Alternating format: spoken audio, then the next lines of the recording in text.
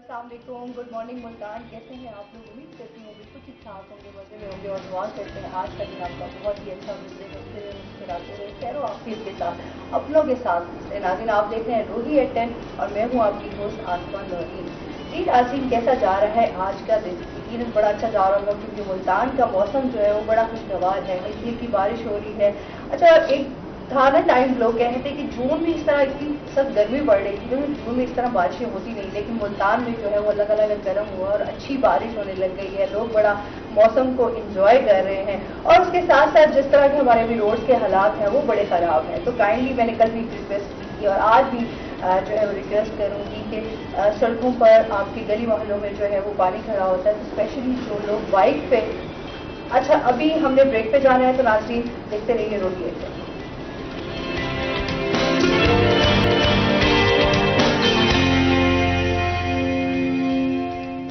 बिस्मिल्लाहिर्रहमानिर्रहीम, अस्सलाम वालेकुम, गुड मॉर्निंग मुल्तान। कैसे हैं आप लोग? उम्मीद करती हूँ बिल्कुल ठीक ठाक होंगे, मज़े में होंगे और दुआ करते हैं आज का दिन आपका बहुत ही अच्छा गुजरे, हंसते हुए मुस्कुराते हुए अपनों के साथ गुजरे और उसके साथ खैर आफियत के साथ गुजरे। नाज़रीन, आप देख रहे हैं रूही एट 10 और मैं हूँ आपकी होस्ट आसमा नौरीन। जी नाज़रीन, कैसा जा रहा है आपका दिन? यकीनन दिन जो है वो बड़ा अच्छा जा रहा होगा क्योंकि मुल्तान का मौसम जो इतना खुशगवार है, इतना खूबसूरत है। गर्मी में काफ़ी जो है वो कमी हो गई है। जून का महीना है लेकिन हमेशा कहते हैं ना, जून की जो गर्मी होती है वो बहुत ज़्यादा मशहूर होती है, लेकिन ऐसे मौसम में जो है जनाब आपका जो है वो दिन बड़ा अच्छा गुजरता है, बड़ी अच्छी आपको वाइब्स आ रही होती हैं। जिस तरह मैं अभी सुबह ऑफिस आ रही थी, यकीन करें बड़ा अच्छा लग रहा होता है। और आज आते हुए जो एक मैंने मंजर देखा, मैं चाह रही थी कि अपने नाजरीन के साथ लाजमी शेयर करूं कि मैंने देखा एक छोटी सी बच्ची जो है वो बाइक पे अपने वालिद साहब के साथ जा रही थी और उसने अम्ब्रेला पकड़ा हुआ था और वो अम्ब्रेला जो है वो उसने अपने वालिद साहब के सर के ऊपर रखा हुआ था कि बारिश से वो बच सके। तो बेटियों का जो अपने वालिद के साथ जो प्यार होता है ना, जो एक बॉन्डिंग होती है वो बड़ी खूबसूरत होती है। हमेशा बेटियां बाप के लिए बहुत ज़्यादा दिल से प्यार करती है और बाप का भी हमेशा बेटियों के लिए प्यार बहुत ज़्यादा होता है। बेटे भी अपने बाप से प्यार करते हैं, लेकिन मैं समझती हूँ बेटियों का जो एक ताल्लुक होता है वो बहुत ज़्यादा प्यारा होता है। तो बड़ा दिल को सुकून मिला और बड़ी खुशी मिली कि आज भी ये चीज़ें देखने को मिलती हैं। जिस तरह अभी आजकल हम बड़े जो है ना एक लाइफ से गुजर रहे हैं कि हर बंदा जो है अफरा तफरी के उसमें अपनी अपनी लाइफ में बिजी है, लेकिन इस तरह का जो प्यार देखने को मिलता है तो बड़ी खुशी होती है। हमेशा अपने माँ बाप से प्यार करें और उनको टाइम दें। आप देखेंगे बड़ा गैप आता जा रहा है, कम्युनिकेशन गैप जो है ना वो आपको अपनों से दूर कर देता है। हमेशा हंसते रहें, मुस्कुराते रहें, मोहब्बतें और मुस्कुराहटें बिखेरते रहें। इसके साथ ही अपने प्रोग्राम का बाकायदा आगाज करते हैं। आज हमारे साथ कुछ स्पेशल गेस्ट हैं, उनका मैं तारुफ करवा देती हूँ। आज हमारे साथ मौजूद हैं जी नबील मेमन साहब, जो कि असिस्टेंट कमिश्नर हैं डेरा गाजी खान से। अस्सलाम वालेकुम, कैसे हैं आप? ठीक ठाक हैं? वेलकम करते हैं अपने शो में आपको। और इसके साथ ही जो हमारे दूसरे गेस्ट हैं वो हैं जी उसामा फयाज लगारी साहब, जो कि जिले चेयरमैन प्राइस कंट्रोल कमेटी डेरा गाजी खान से। अस्सलाम वालेकुम, कैसे हैं आप? ठीक ठाक हैं? वेलकम करते हैं अपने शो में। आज डेरा गाजी खान के दो स्पेशल गेस्ट हमारे साथ मौजूद हैं, तो क्या हाल चाल है आपके? ठीक ठाक हैं? कैसा मौसम को एंजॉय कर रहे हैं? बेहतर हो गया, काफी बेहतर हो गया है। डेरा गाजी खान का मौसम कैसा है? इसी तरह का जैसे मुल्तान का। अच्छा, वहाँ पर भी जो है खुशगवार मौसम जी है। जी जी, रात भर बारिश हुई थी। ठीक है। अच्छा जी, और इसके साथ ही नाजरीन जो आज मेरा ड्रेस पहना हुआ है ये है जी रीत रंग एल्बाइस का। आप उनकी बुटीक पर जा सकते हैं, विजिट कर सकते हैं और मिकाइल प्लाजा में उनकी बुटीक है, लाजमी विजिट करें। समर के हवाले से बड़ी अच्छी कलेक्शन आई हुई है और इनसे चिट चैट का सिलसिला जारी रहेगा। इनसे जानेंगे डेरा गाजी खान के हवाले से कि वहाँ क्या क्या मसाइल हैं। लेकिन चलते हैं अपने पहले सेगमेंट की जानिब, आज नेकी की बात। नहमदुहु व नुसल्ली अला रसूलिहिल करीम, अम्मा बाद। मेरे दोस्तों, बुजुर्गों, भाइयों और मेरी बहनों, आज का मेरा पैगाम ये है, देखना सफाई का एहतमाम करना, सफाई का एहतमाम करना। रसूल अकरम सल्लल्लाहु अलैहि वसल्लम ने फरमाया, अत्तहूर शत्रुल ईमान, पाकी भी ईमान का एक हिस्सा है। हमारे यहाँ ये होता है कि अपने घर से गन निकाल कर पड़ोसियों के घर के सामने डाल देते हैं, फिर हम ये कहते हैं हम बड़े दीनदार हैं। ये दीनदारी नहीं। हुजूर अकरम सल्लल्लाहु अलैहि वसल्लम ने फरमाया, मोमिन तो वो होता है जिसके शर से उसका पड़ोसी महफूज हो। इसलिए सफाई का एहतमाम रखें, लेकिन पड़ोसियों को तकलीफ न दें। अल्लाह मुझे भी आपको भी इस सुन्नत पर अमल करने की तौफीक अता फरमाए। व आखिरु दावाना अनिल हम्दुलिल्लाहि रब्बिल आलमीन। जी आमीन सुमा आमीन, बहुत शुक्रिया। डेली जो है हमें एक अच्छी बात सीखने को मिलती है। इसी तरह हमसायों का भी ख्याल रखा करें, अपना भी और अपने से रिलेटेड जितने भी आपके लोग हैं इर्द गिर्द उनका बहुत ज़्यादा ख्याल रखना ज़रूरी है।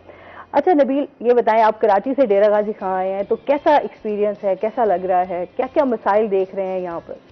मसाइल तो जब होते हैं तो मुल्क भर में सिमिलर होते हैं। मेरे ख्याल से डीवी खान में एक तो ट्राइबल बेल्ट है, वहाँ पे एक तहसील है कोई सलमान, वहाँ पे थोड़ा सा एक्सेस की इश्यूज होते हैं, तो हमारी जो ज़रूरी अशिया होती हैं, फॉर एग्जांपल वहाँ पे उनको लेके जाना, वहाँ पे एडिशनल ट्रांसपोर्ट कॉस्ट होता है उनका।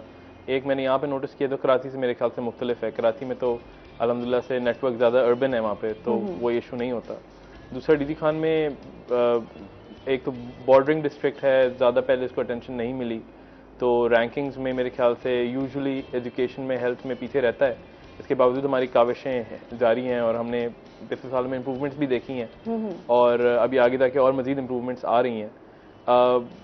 उस तरह के मसाइल तो हर तरह हैं, लेकिन मेरे ख्याल से बहुत प्रॉमिसिंग शहर है डीवी खान। वहाँ पे आगे जाके उसके प्रॉस्पेक्ट्स बहुत अच्छे हैं, वहाँ पे भी अटेंशन दिया जा रहा है। और उस तरीके से इवन दो मेरी काफ़ी एजुकेशन लाहौर में भी गुजरी है, हमारा डीवी खान में भी ख्वाब है कि हमने डीवी खान को भी उसी तरह सस्टेनेबल और तरक्की याफ्ता बनाना है, और उस तरफ हम उसे जाते हुए देख रहे हैं। सही।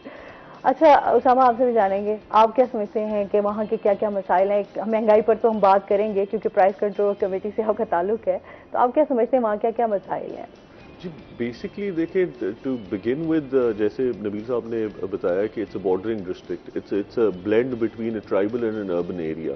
सो आप जब वहाँ पे आते हैं, आपको एक जो लाहौर में या कराची में आपको बैठ के एक कॉमन मिसकंसेप्शन होती है अबाउट फ्यूडलिज्म एंड ये सब चीज़ें जो होती हैं कि जी को जोर ज़बरदस्तियाँ चल रही हैं, कोई वहाँ पे नाइंसाफ़ियाँ चल रही हैं। आप जब आते हैं पहला शौक तो आपको ये लगता है कि जी उस तरह नहीं है। आप अगर हमारे प्राइमरी स्कूल्स को भी देखें, I believe in the late 1800s हमारा पहला प्राइमरी स्कूल था जो कि इस्टेब्लिश हुआ था in Choti as well.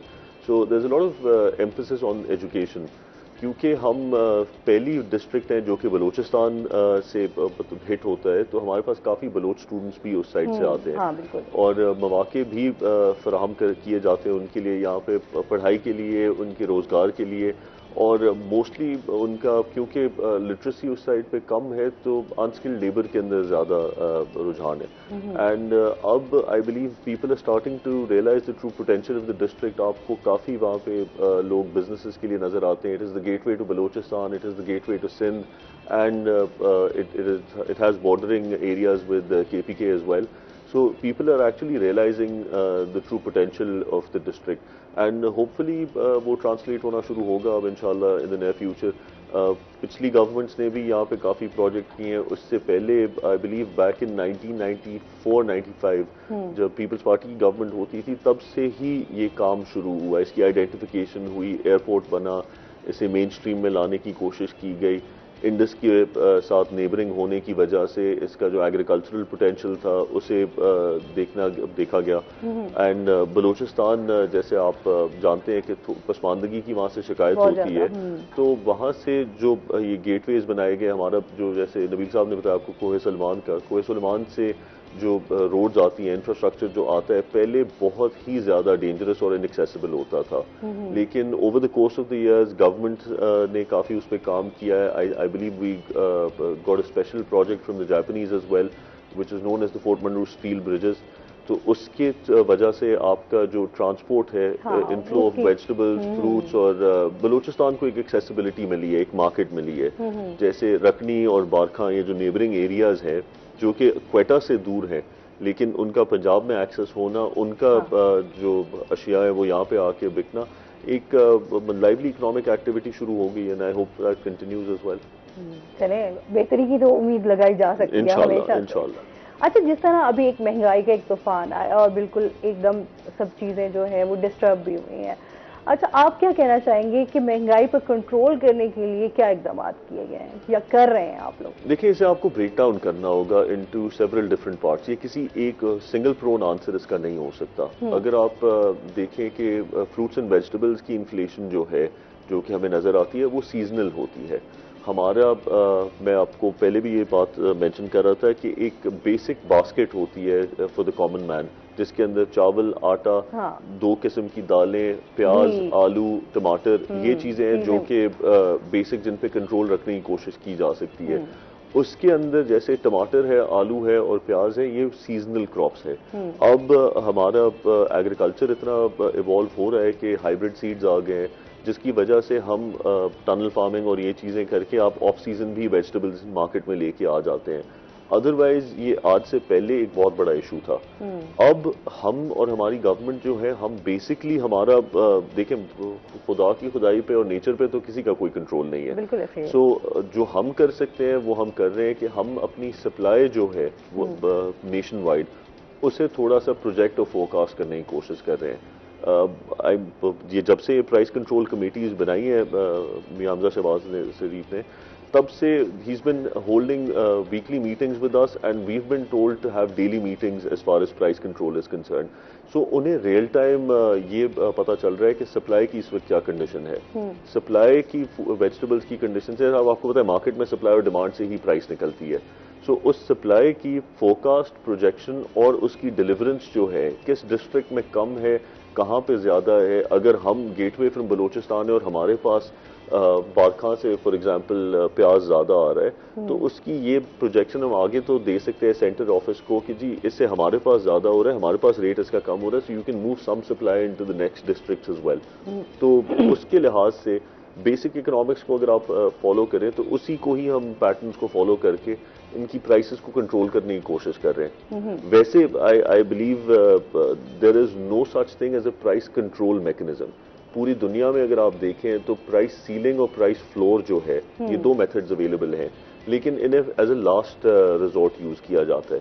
But अगर आप पिछले 2-3 साल से देखें, कोविड चल रहा है, सप्लाई चेन इश्यूज हैं, सब में है। लेकिन एकदम से एक 2 महीने के अंदर ही जो है वो, पहले तो महंगाई थी लेकिन उसके बाद एकदम से 1-2 महीने के अंदर जो है वो ज्यादा महंगाई हो गई। एक आम बंदे के लिए सर्वाइव करना जो है वो बड़ा मुश्किल हो गया। देखिए, आई बिलीव आप अगर वर्ल्ड ओवर इन्फ्लेशनरी रेट्स देखें तो वो भी पिछले चंद माह के अंदर ही आपको नजर आना शुरू होंगे। Mean their decisions being taken जो कि अनप्रेसिडेंटेड है।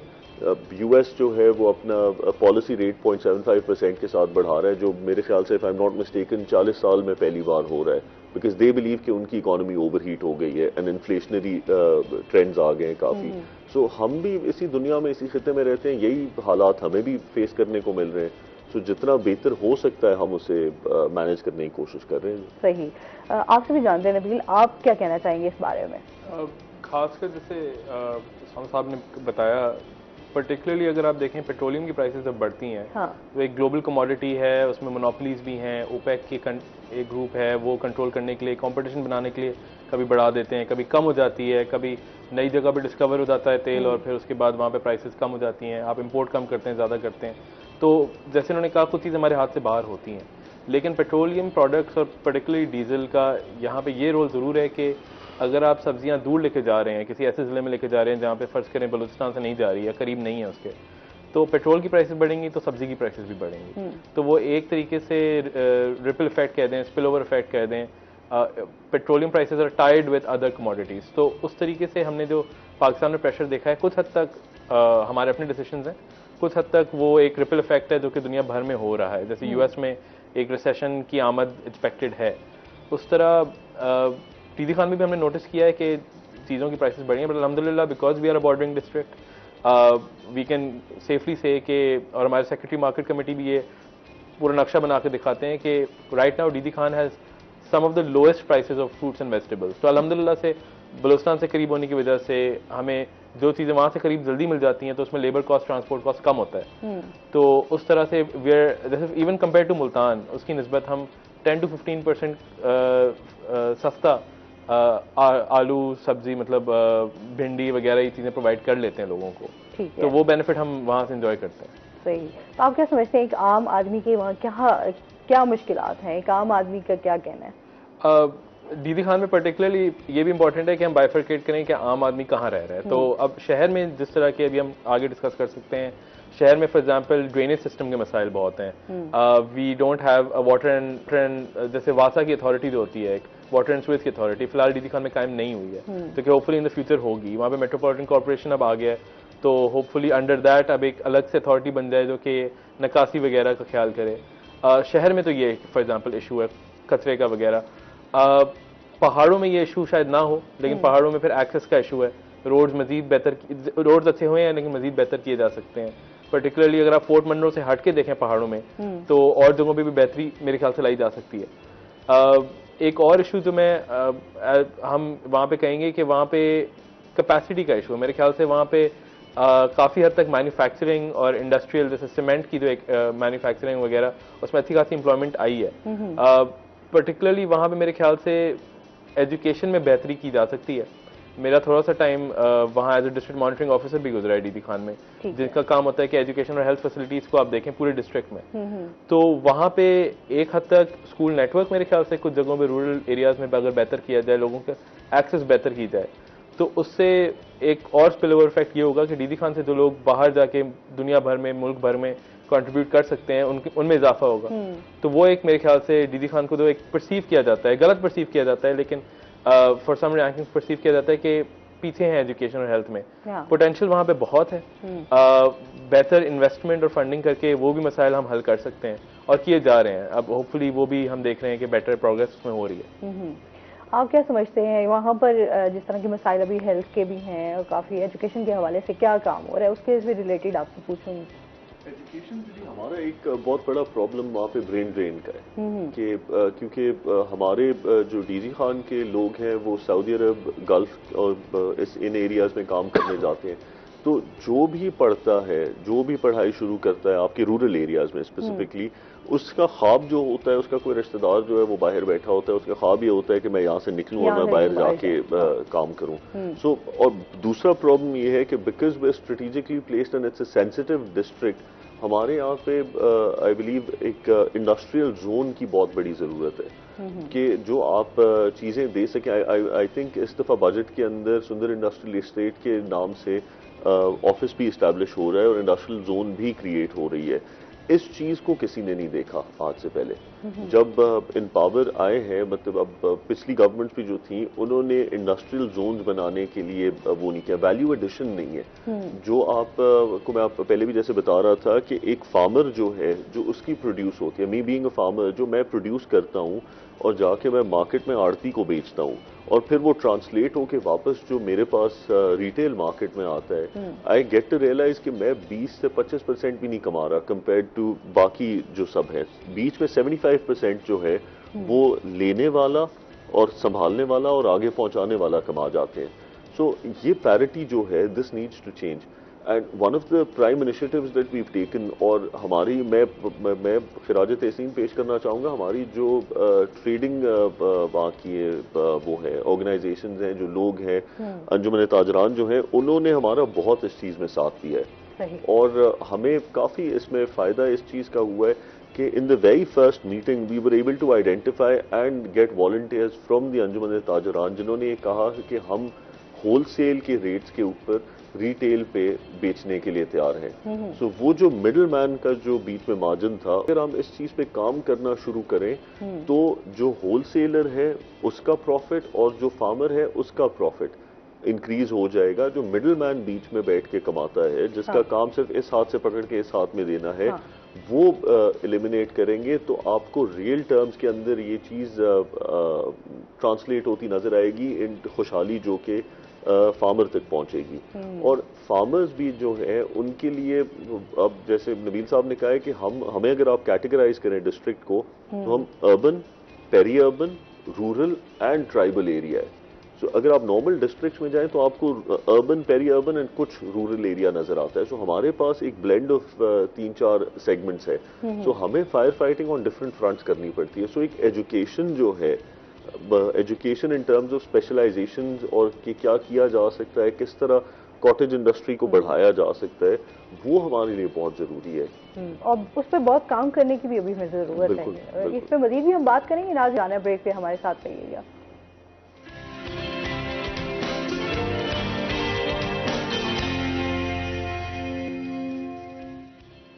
वेलकम बैक नाज़रीन, रोही एट 10 में आपको खुश आमदीद कहते हैं। अच्छा, जिस तरह हम फार्मर की बात करें, किसान की बात करें, उसके हवाले से भी जानना चाहिए कि आम किसान को कितना रिलीफ मिला है या मिल रहा है, उसके हवाले से क्या इकदाम किए जा रहे हैं।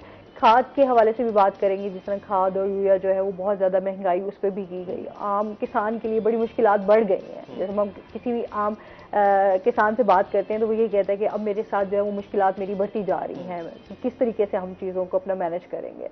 सबसे इमीडिएटली तो यही है ना कि अभी करंट गवर्नमेंट के अंडर खाद का एक क्राइसिस फोरकास्ट हुआ तो पकड़ा गया कि खाद का इशू आगे जाके हो सकता है।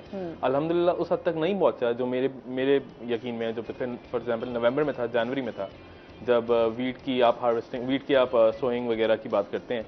बट अब जाके इन द लास्ट मंथ हमने क्या किया है कि डीडी खान में एटलीस्ट हमने, जैसे हमें अंदाज़ा हुआ, निशानदेही हुई कि ये मसला आ रहा है और स्मॉल स्केल फार्मर्स के लिए ज़्यादा आ रहा है क्योंकि ना उनकी उतनी पकड़ होती है कि वो जाके 100 बैग कहीं से ले आएँ, किसी को कॉल कर लें।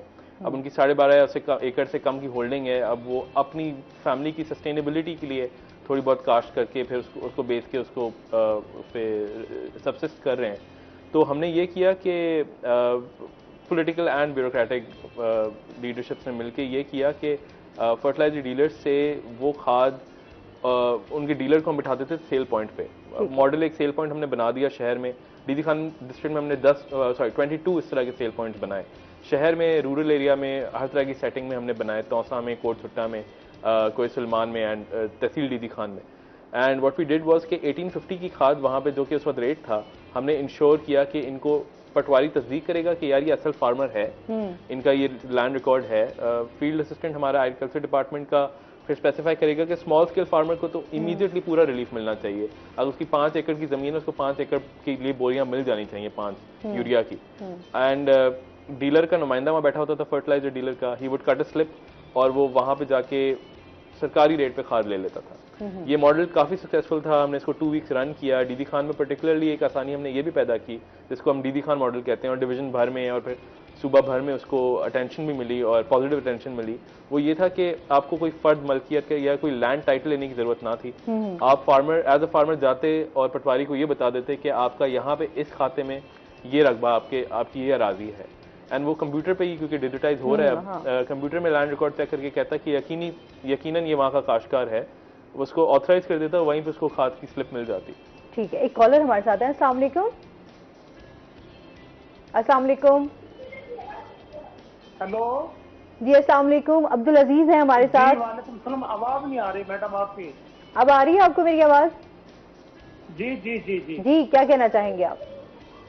जी जी, मैं आप रोही टीवी की तरफ से जो ना गवर्नमेंट ऑफ पाकिस्तान से गुजारिश करता हूँ कि खाद का जो बहरान है ना, हमारे जो काश्तकार भाई हैं, हमें तो ब्लैक में मिल रही है, लाइनों में लगे हुए। अल्हम्दुलिल्लाह मियाँ शहबाज शरीफ साहब से, मियाँ जो वजीर आला है हमारा, उनसे गुजारिश है कि हमारा जो है ना खाद का मसला हल करें। इनकी बड़ी मेहरबानी होगी। ठीक है जी। गाँव के से रिलेटेड क्वेश्चन, खाद से रिलेटेड कि हमें जो है वो ब्लैक में मिल रही है और उसमें जो हमें काफी बहरान का सामना ऐसा नहीं है। वी विल नेवर गारंटी के, we want to guarantee, we will never say और क्लेम के 100% हर तरफ ब्लैक मार्केट खत्म हो गया है, क्योंकि अच्छे खासे लोगों ने पहले से स्टॉक की हुई है खाद। और आपने जैसे कहा इन्फ्लेशनरी प्रेशर है, तो वो एक बैड एक्टर्स 1-2 होंगे जरूर। वो मेजर डीलर्स भी हो सकते हैं, माइनर सब डीलर्स भी हो सकते हैं, कोने में छुप के अपनी गोदाम में रखे। और इस पर भी हमने सक्सेसफुली रेट्स किए हैं, स्पेशल ब्रांच एजेंसीज के तावन से, पॉलिटिकल गवर्नमेंट के तावन से। हमने ऐसे रेट्स भी कैरी आउट किए हैं जहाँ पे इस तरह के जो बैड एक्टर्स हैं, जो ये फॉर एग्जांपल अभी शिकायत है कि खाद नहीं मिल रही है या ब्लैक में मिल रही है, उनसे हमने 1000, 2000, 3000 बोरियों वाले ट्रॉले पकड़ के कॉन्फिस्केट करके उनको सेल किया है। नीलाम भी नहीं किया, सेल किया है उसी सरकारी रेट पे। कभी कभार हमने ट्रक्स पे खड़े होके खुद पटवारी को खड़ा कर दिया, एसी खुद खड़ा हो गया, हमने लोगों की कतार बना के वहीं पे उन्हें सेल किया सरकारी रेट पे। वो कोशिशें जारी हैं, लेकिन I am happy to report के last week fertiliser dealers association ने खुद मीटिंग की थी चीफ सेक्रेटरी पंजाब के साथ, पॉलिटिकल लीडरशिप के साथ, एंड दे अग्रीड के 100 रुपीज़ तक का रिलीफ आप डीलर्स को दे दें, and still under 2000 rupees, 1950 rupees की अभी भी यूरिया आपको सक्सेसफुली इन शॉप्स में मिल रही है। अगर शिकायत डीडी खान की थी तो आई वुड पर्टिकुलरली से कि वो हमें खुद रीच आउट करें, हमें बताएं। अगर वो मुल्तान की थी तो हम उनको वहां पे भी राइट पर्सन से कांटेक्ट करा देते हैं। जो ओवरवेलमिंग इसमें हमारी जो एक अपनी भी प्ली है कि पॉलिटिकल लीडरशिप और सिटीजन पार्टिसिपेशन के बगैर ब्यूरोक्रेट्स कुछ नहीं कर सकते। अगर हमें शिकायत आती हैं तो हमने रात को 3 बजे भी रेड की है, सही, और हमने उस रात के अंधेरे में रेड करते हुए सुबह उसको सेल भी किया। तो ये शिकायत भी फॉर एग्जांपल एक उस तरीके का एग्जांपल है कि एटलीस्ट हमें वो बात पहुंच रही है। कई लोग ब्लैक में ले लेते हैं और क्योंकि वो वहीं के मुकामी होते हैं, वो चाहते हैं हम शिकायत ना करें। आप हमें बताएं, हम लॉन्ग टर्म के लिए इसका फिक्स ये निकाल सकते हैं कि मजबूर भी हो जाते हैं ना, जाहिर सी बात है कि वो कहते हैं कि कौन से इतने लंबे चक्रों में पड़े हैं, कतारों में लगे, बिल्कुल, तो फिर वो इस तरह वो वहां पे 200 रुपीज वो वहां पे 200 रुपीज ज्यादा दे देते हैं अपना वक्त बचाने के लिए। बिल्कुल। लेकिन इस तरह अगर आप लार्ज स्केल पे करने लगे तो डीलर भी उस पर कॉन्फिडेंट हो जाता है, ओवर कॉन्फिडेंट हो जाता है कि मैं तो बेस निकालूंगा विदाउट एनीवन फाइंडिंग आउट। वो वहां पे उनकी शिकायत करना या उनका हम तक कम से कम ये नोटिस में देना इंपॉर्टेंट है, ताकि हम उनको रिलीफ पहुंचा सकें। अगर आप वो 10 मिनट वहां पे हमें दे दें तो हम उनको सरकारी रेट पे लेके दे देंगे। सही। अच्छा, जिस तरह अभी हम आम आदमी की बात कर रहे हैं, तो जाहिर सी बात है एक आम आदमी के लिए सर्वाइव करना मुश्किल है। सस्ता आटा जो एक बात है यहाँ पे स्पेशली, क्योंकि रोटी तो हर इंसान ने खानी है और अपना पेट पालना है। इस सस्ते आटे के लिए आपने कहाँ पॉइंट्स रखे हैं, उसके हवाले से भी थोड़ा सा हमें बताइएगा। थोड़ा सा नबील साहब की बात में ऐड करता चलूं कि हमने कल ये रिक्वेस्ट भी की है और हम इंश्योर भी कर रहे हैं कि एक तो हर डीलर जो है वो इस चीज को डिस्प्ले करेगा, सरकारी रेट को डिस्प्ले करेगा कि 1950 रुपया रेट है। हाँ। और जो भी इस चीज को डिस्प्ले नहीं कर रहा in clear and visible terms, उसे खाद बेचने की इजाजत नहीं दी जाएगी। और हम उस पर इंश्योर करेंगे कि हम रेड करें, हम फाइन करें और हम इस चीज को ना होने दें। अच्छा, एक कॉलर है हमारे साथ, राना फिदा हुसैन है बहावलपुर से। अस्सलाम वालेकुम। अस्सलाम वालेकुम, कॉल है। अस्सलाम मैडम जी, क्या कहना चाहेंगे आप? हाँ, मैं ये चाह रहा हूँ जी बोले। कहना चाह रहा हूँ कि खाद का मसला ये है कि यहाँ ऐसे करते हैं, जहाँ भी ट्राला खड़ा कर देते, 100 बोरी चला देते, 50-60 बोरी चला देते और फिर कहते हैं कि खत्म हो गई है लैंड। हमारे जो हमारी उम्र भी अब तो 50-55 साल है, हम तो खड़े भी नहीं हो सकते। यूटिलिटी स्टोर पे जाओ तो ऐसा करते हैं, तो वहाँ भी नापी कार्ड दिखाओ और लैंड में खड़े रह जाओ और टाइम कल गए हैं सरकार जी पे, तो कहते हैं टाइम खत्म हो गया। तो आप मेहरबानी करें कि हमारा जो है ना ये मसला हल करवा दें या खाद देंगे। ठीक है जी, बहुत शुक्रिया। कि खाद का मसला, खाद के मसले ज्यादा है। कैन की भी बात, हाँ, वो ये कह रहे हैं कि हम लाइनों में खड़े रहते हैं, लेकिन उसके बाद जो है वो जैसे ही कोई 150 बोरी देके उसके बाद जो है वो कहते हैं कि हमारे पास जो है वो खत्म हो गए, या लाइनों में जो लगे हुए होते हैं लोग वो बेचारे रह जाते हैं, फिर हमारा मसला हल नहीं होता खाद के हवाले से। हमें खाद नहीं स्टॉक जी, हमारा जो हम डेली की जो हमारी इनटेक, मैं डीजी खान डिस्ट्रिक्ट की बात कर रहा हूँ, 11,000 से 12,500 बोरी तक हमारा डेली की इनफ्लो है। अब इसे मैनेज करने के लिए हमने ये भी एक चीज इंप्लीमेंट की थी जब खाद की बीच में शॉर्टेज आई हुई थी कि अगर आपका मिसाल है आपके पास 10 एकड़ जमीन है, हाँ। तो और आप कॉटन के काश्तकार हैं, तो आपको रियलिस्टिकली 3 एप्लीकेशंस के लिए 30 बैग्स चाहिए होंगे। सो जो वहां पे पटवारी थे वो उनकी स्लिप के ऊपर साइन करके स्टैंप करते थे, या डीलर साहिबान भी, और डेट लिख देते थे कि इस डेट पे लिए, और उन्हें 1/3 दी जाती थी ताकि 1/3 15 दिन बाद वो आके लें, बिकॉज सारी एप्लीकेशन नाइट्रोजन की एक ही टाइम पे नहीं होती। There is a 15 day gap between them, so that 15 दिन के बाद अगर सारे आके लेंगे अपनी एक डोज करके, तो उसके अंदर ये होता है कि हर किसी के लिए अवेलेबल हो जाएगी, कोई एक स्टॉक नहीं कर सकता।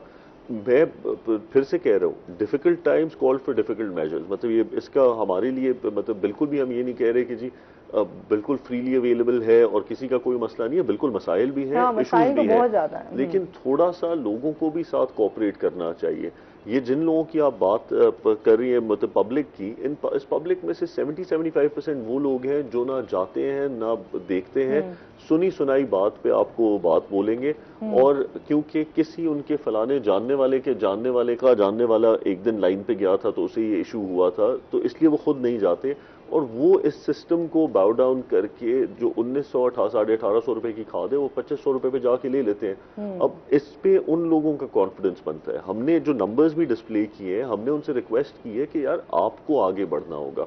अगर आप ही हर उसके प्रॉफिट माफिया के जुल्म के सामने आप झुकते जाएंगे तो वो आपको और झुकाते जाएंगे। बिल्कुल। एक कॉलर है हमारे साथ। अस्सलाम वालेकुम।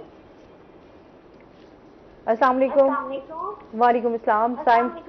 जी साइमा है हमारे। आसमा नरीन मैम बात कर रही हैं? जी जी जी मैं साइमा इरम बात कर रही हूँ फर्टिलाइजर से। जी साइमा। आप ब्लैक नहीं हो रही, आप अपना दिमाग सेट करें। किस हवाले से आप बात कर रही हैं? ब्लैक हो रही है, ब्लैक हो रही पे बात कर रही थी वो। ठीक है। अच्छा, जिस तरह दर मसाइल हैं, चीजें हैं, अगर हम उनको हल नहीं करेंगे, काम आदमी की अगर बात यहाँ पर नहीं करेंगे तो फिर कैसे चीजें जो है हमारी सेट होंगी? अगर हम आम आदमी की बात को ना सुने और इग्नोर कर दें और अपनी चीजों को ही बयान करना शुरू कर दें, फिर चीजें इस तरीके से सॉल्व नहीं हो सकती। मेहरबानी करें आप भी। अच्छा, चीजें हम बात करें तो जिस तरह महंगाई के हवाले से उस पर प्राइस पे, जिस तरह बहुत सारे लोग होते हैं जो एक आपको गवर्नमेंट की तरफ से आपके ऊपर एक प्राइस दी जाती है कि इस पे आपने चीज को आगे सेल करना है, लेकिन बहुत सारे ऐसे लोग होते हैं वहां पर मौजूद जो कि उसको डबल करके बेच रहे होते हैं। उस पर आप लोग क्या इकदाम करेंगे? इस तरह के केसेस कितने देख रहे हैं आप?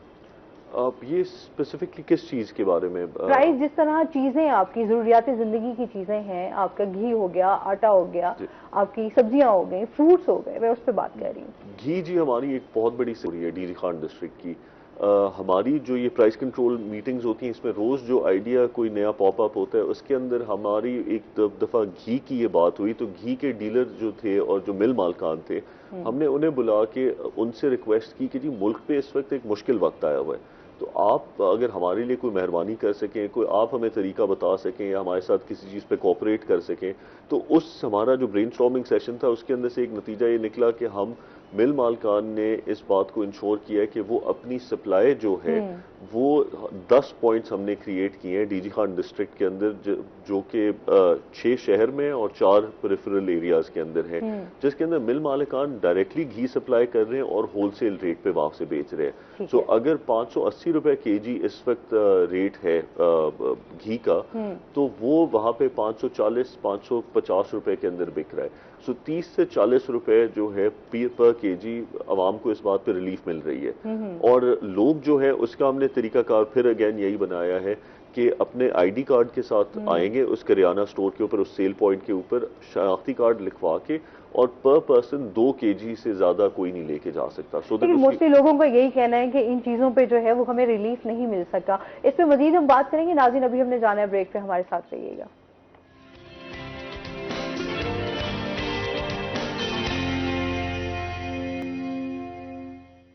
वेलकम बैक नाज़रीन, रोही एटन में आपको खुश आमदीद कहते हैं। अच्छा, बात करते वहीं कंटिन्यू करते हैं। अच्छा, फिर ज़रूरियात ज़िंदगी की चीज़ सिर्फ घी नहीं है ना, आपकी और भी चीज़ें हैं, चीनी हो गई, आपके मसाले हो गए, और भी बहुत सारी चीज़ें हैं जो आपने आपके इस्तेमाल में रहती हैं। उसके अंदर जी हमने जो सोचा था और उसके अंदर हमने ये किया कि कुछ चीज़ें जो ग्रेडेबल होती हैं, जैसे आलू है, प्याज है, टमाटर है, सेब है, to a certain extent gradable होती हैं। तो हमने अपनी मंडी के अंदर इस चीज़ को इंश्योर कर रहे हैं कि अव्वल, दोम, सोम, चाहरम, मतलब 4 कैटेगरीज जो हैं उनमें कैटेगराइज किया जाए और उनकी उस लिहाज से बोली लगवाई जाए।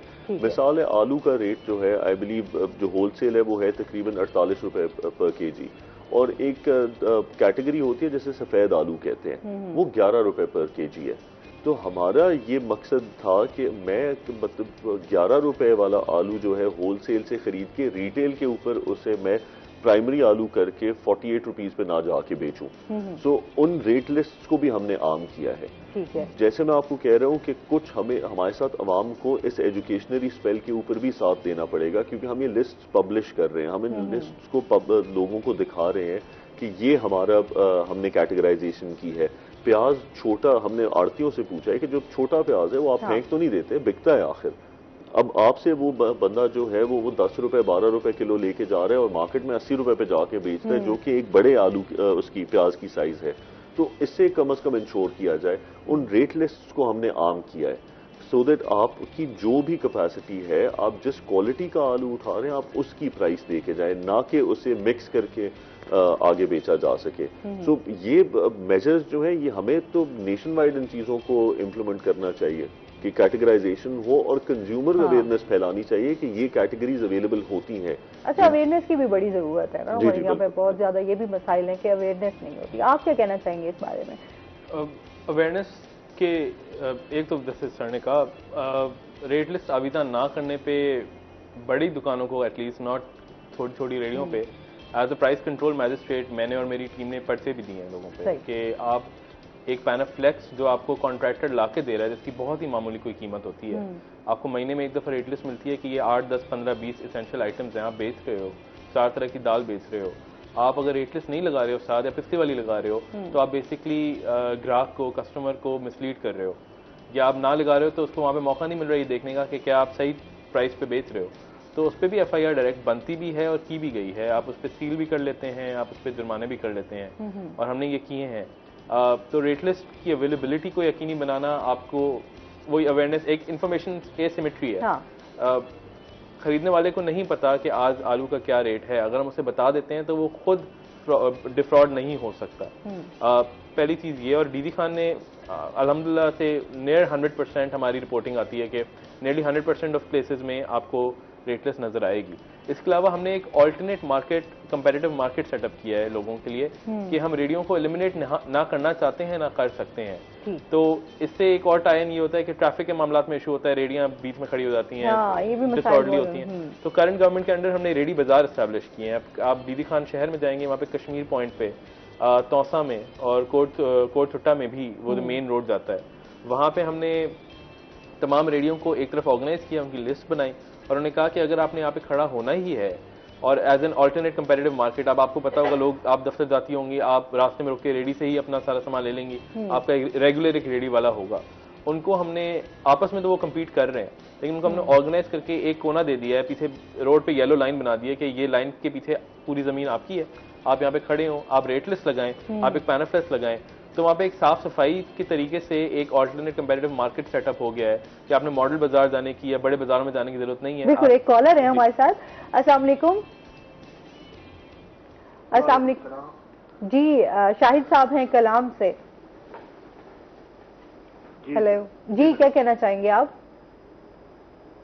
बस ये प्रोग्राम आपके देख रहा था, बहुत प्यारा लगा और बहुत अच्छा लगा। बहुत शुक्रिया। गाजी खान ने तो इधर सवात में भी काफी खाद के मामलात में काफी मसले है। अच्छा, खाद क्यों कहने हैं, सवात में, कलाम में भी बहुत ज्यादा मसला है। ठीक है जी, बहुत शुक्रिया कॉल करने का आपका। ये कि खाद के हवाले से जाहिर सी बात है, जो किसान हैं, जो काश्तकार हैं, उनके लिए ये बड़े मसाइल हैं खाद से रिलेटेड। इतने लोग भी कलाम और सवात में बैठकर भी वो खाद के जो है मसाइल को देख रहे हैं। हाँ, तो अगर जो कॉलर आएंगी हमारी, हम उनको जरा बता दूं कि खाद के हवाले से हर जगह मसले हैं, अगर आप उन पर गौर करें, अगर एक आम आदमी के पास जाकर पूछें तो वो शायद आपको बेहतर बता सकेगा।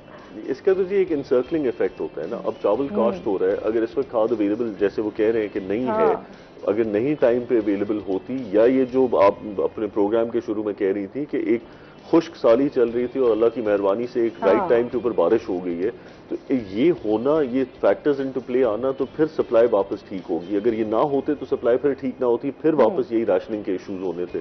तो अल्लाह का करम है कि अल्लाह ने सही टाइम पे, अल्लाह का बेशक जो फैसला होता है सही होता है।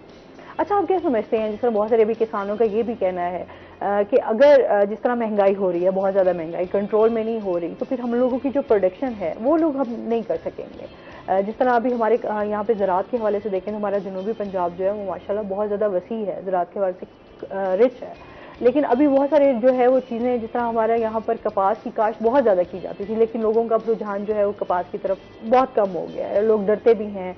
बहुत सारी चीज़ें जिस तरह स्प्रे हो गए, आपकी खाद हो गई, उन चीज़ों को ना मिलना या उन पे बहुत ज़्यादा महंगाई और जदीद मशीनरी का ना आना भी जो है वो हमारी ज़राअत को जो है वो बहुत पीछे कर रहा है। क्या कहना चाहेंगे इस बारे में? जी, ये like I said, R&D and technology go hand in hand. हमारे पाकिस्तान का एक बहुत बड़ा प्रॉब्लम था कि हमारे पास रिसर्च एंड डेवलपमेंट नहीं हो रही थी।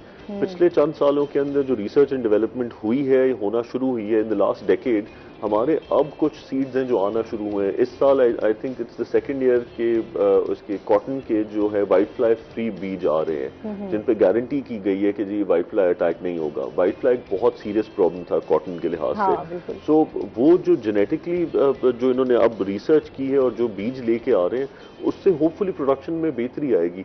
आई don't believe we factor in anywhere. अगर आप ग्लोबल प्रोडक्शन स्टेज पे देखें तो हम कंपेटिटिव नहीं है, हमें रिसर्च एंड डेवलपमेंट की जरूरत है। है, हमें ऑल्टरनेट एग्रीकल्चरल थियरीज की ज़रूरत है। पैराडॉक्सिकल एग्रीकल्चर इस वक्त बहुत मशहूर हुआ है दुनिया में, और पाकिस्तान में भी वो जड़ पकड़ रहा है। वो उसके अंदर आप नेचर के साथ रहते हुए, जो हमारा इशू है जैसे पोल्यूशन का आता है, आग लगाई जाती है रेमनेंट्स को, गवर्नमेंट ने बहुत अच्छे उसके लिए मल्चर्स दिए हैं। लेकिन पैराडॉक्सिकल एग्रीकल्चर को अगर आप देखें तो उसका कॉन्सेप्ट ही यही है कि जो जमीन की फसल की बाकियात हैं उन्हें वापस जमीन में मिलाया जाए। और सुखेकी में आई बिलीव डॉक्टर आसिफ है और कई और लोग हैं, एक सुल्तान भट्टी साहब हैं, वो काम करते हैं पैराडॉक्सिकल एग्रीकल्चर पे, जो क्लेम करते हैं कि 3 साल अगर आप मल्चिंग करते रह जाएं अपनी जमीन के अंदर तो आपको फर्टिलाइजर्स की ही जरूरत नहीं रह जाती, आपकी प्रोडक्शन होती है, कॉस्ट ऑफ प्रोडक्शन नीचे आ जाती है, आप ज्यादा नेचुरल उन पे बेसिस पे चले जाते हैं। तो लाइक आई सेड, इन चीज़ों की एडवर्टाइजमेंट, इन चीज़ों की जो एजुकेशन जो है पब्लिक को, जब हम वो देंगे तो ये होगा। इसी तरह सीड्स के ऊपर भी रिसर्च हो, गवर्नमेंट के काफ़ी अच्छे इदारे काम कर रहे हैं।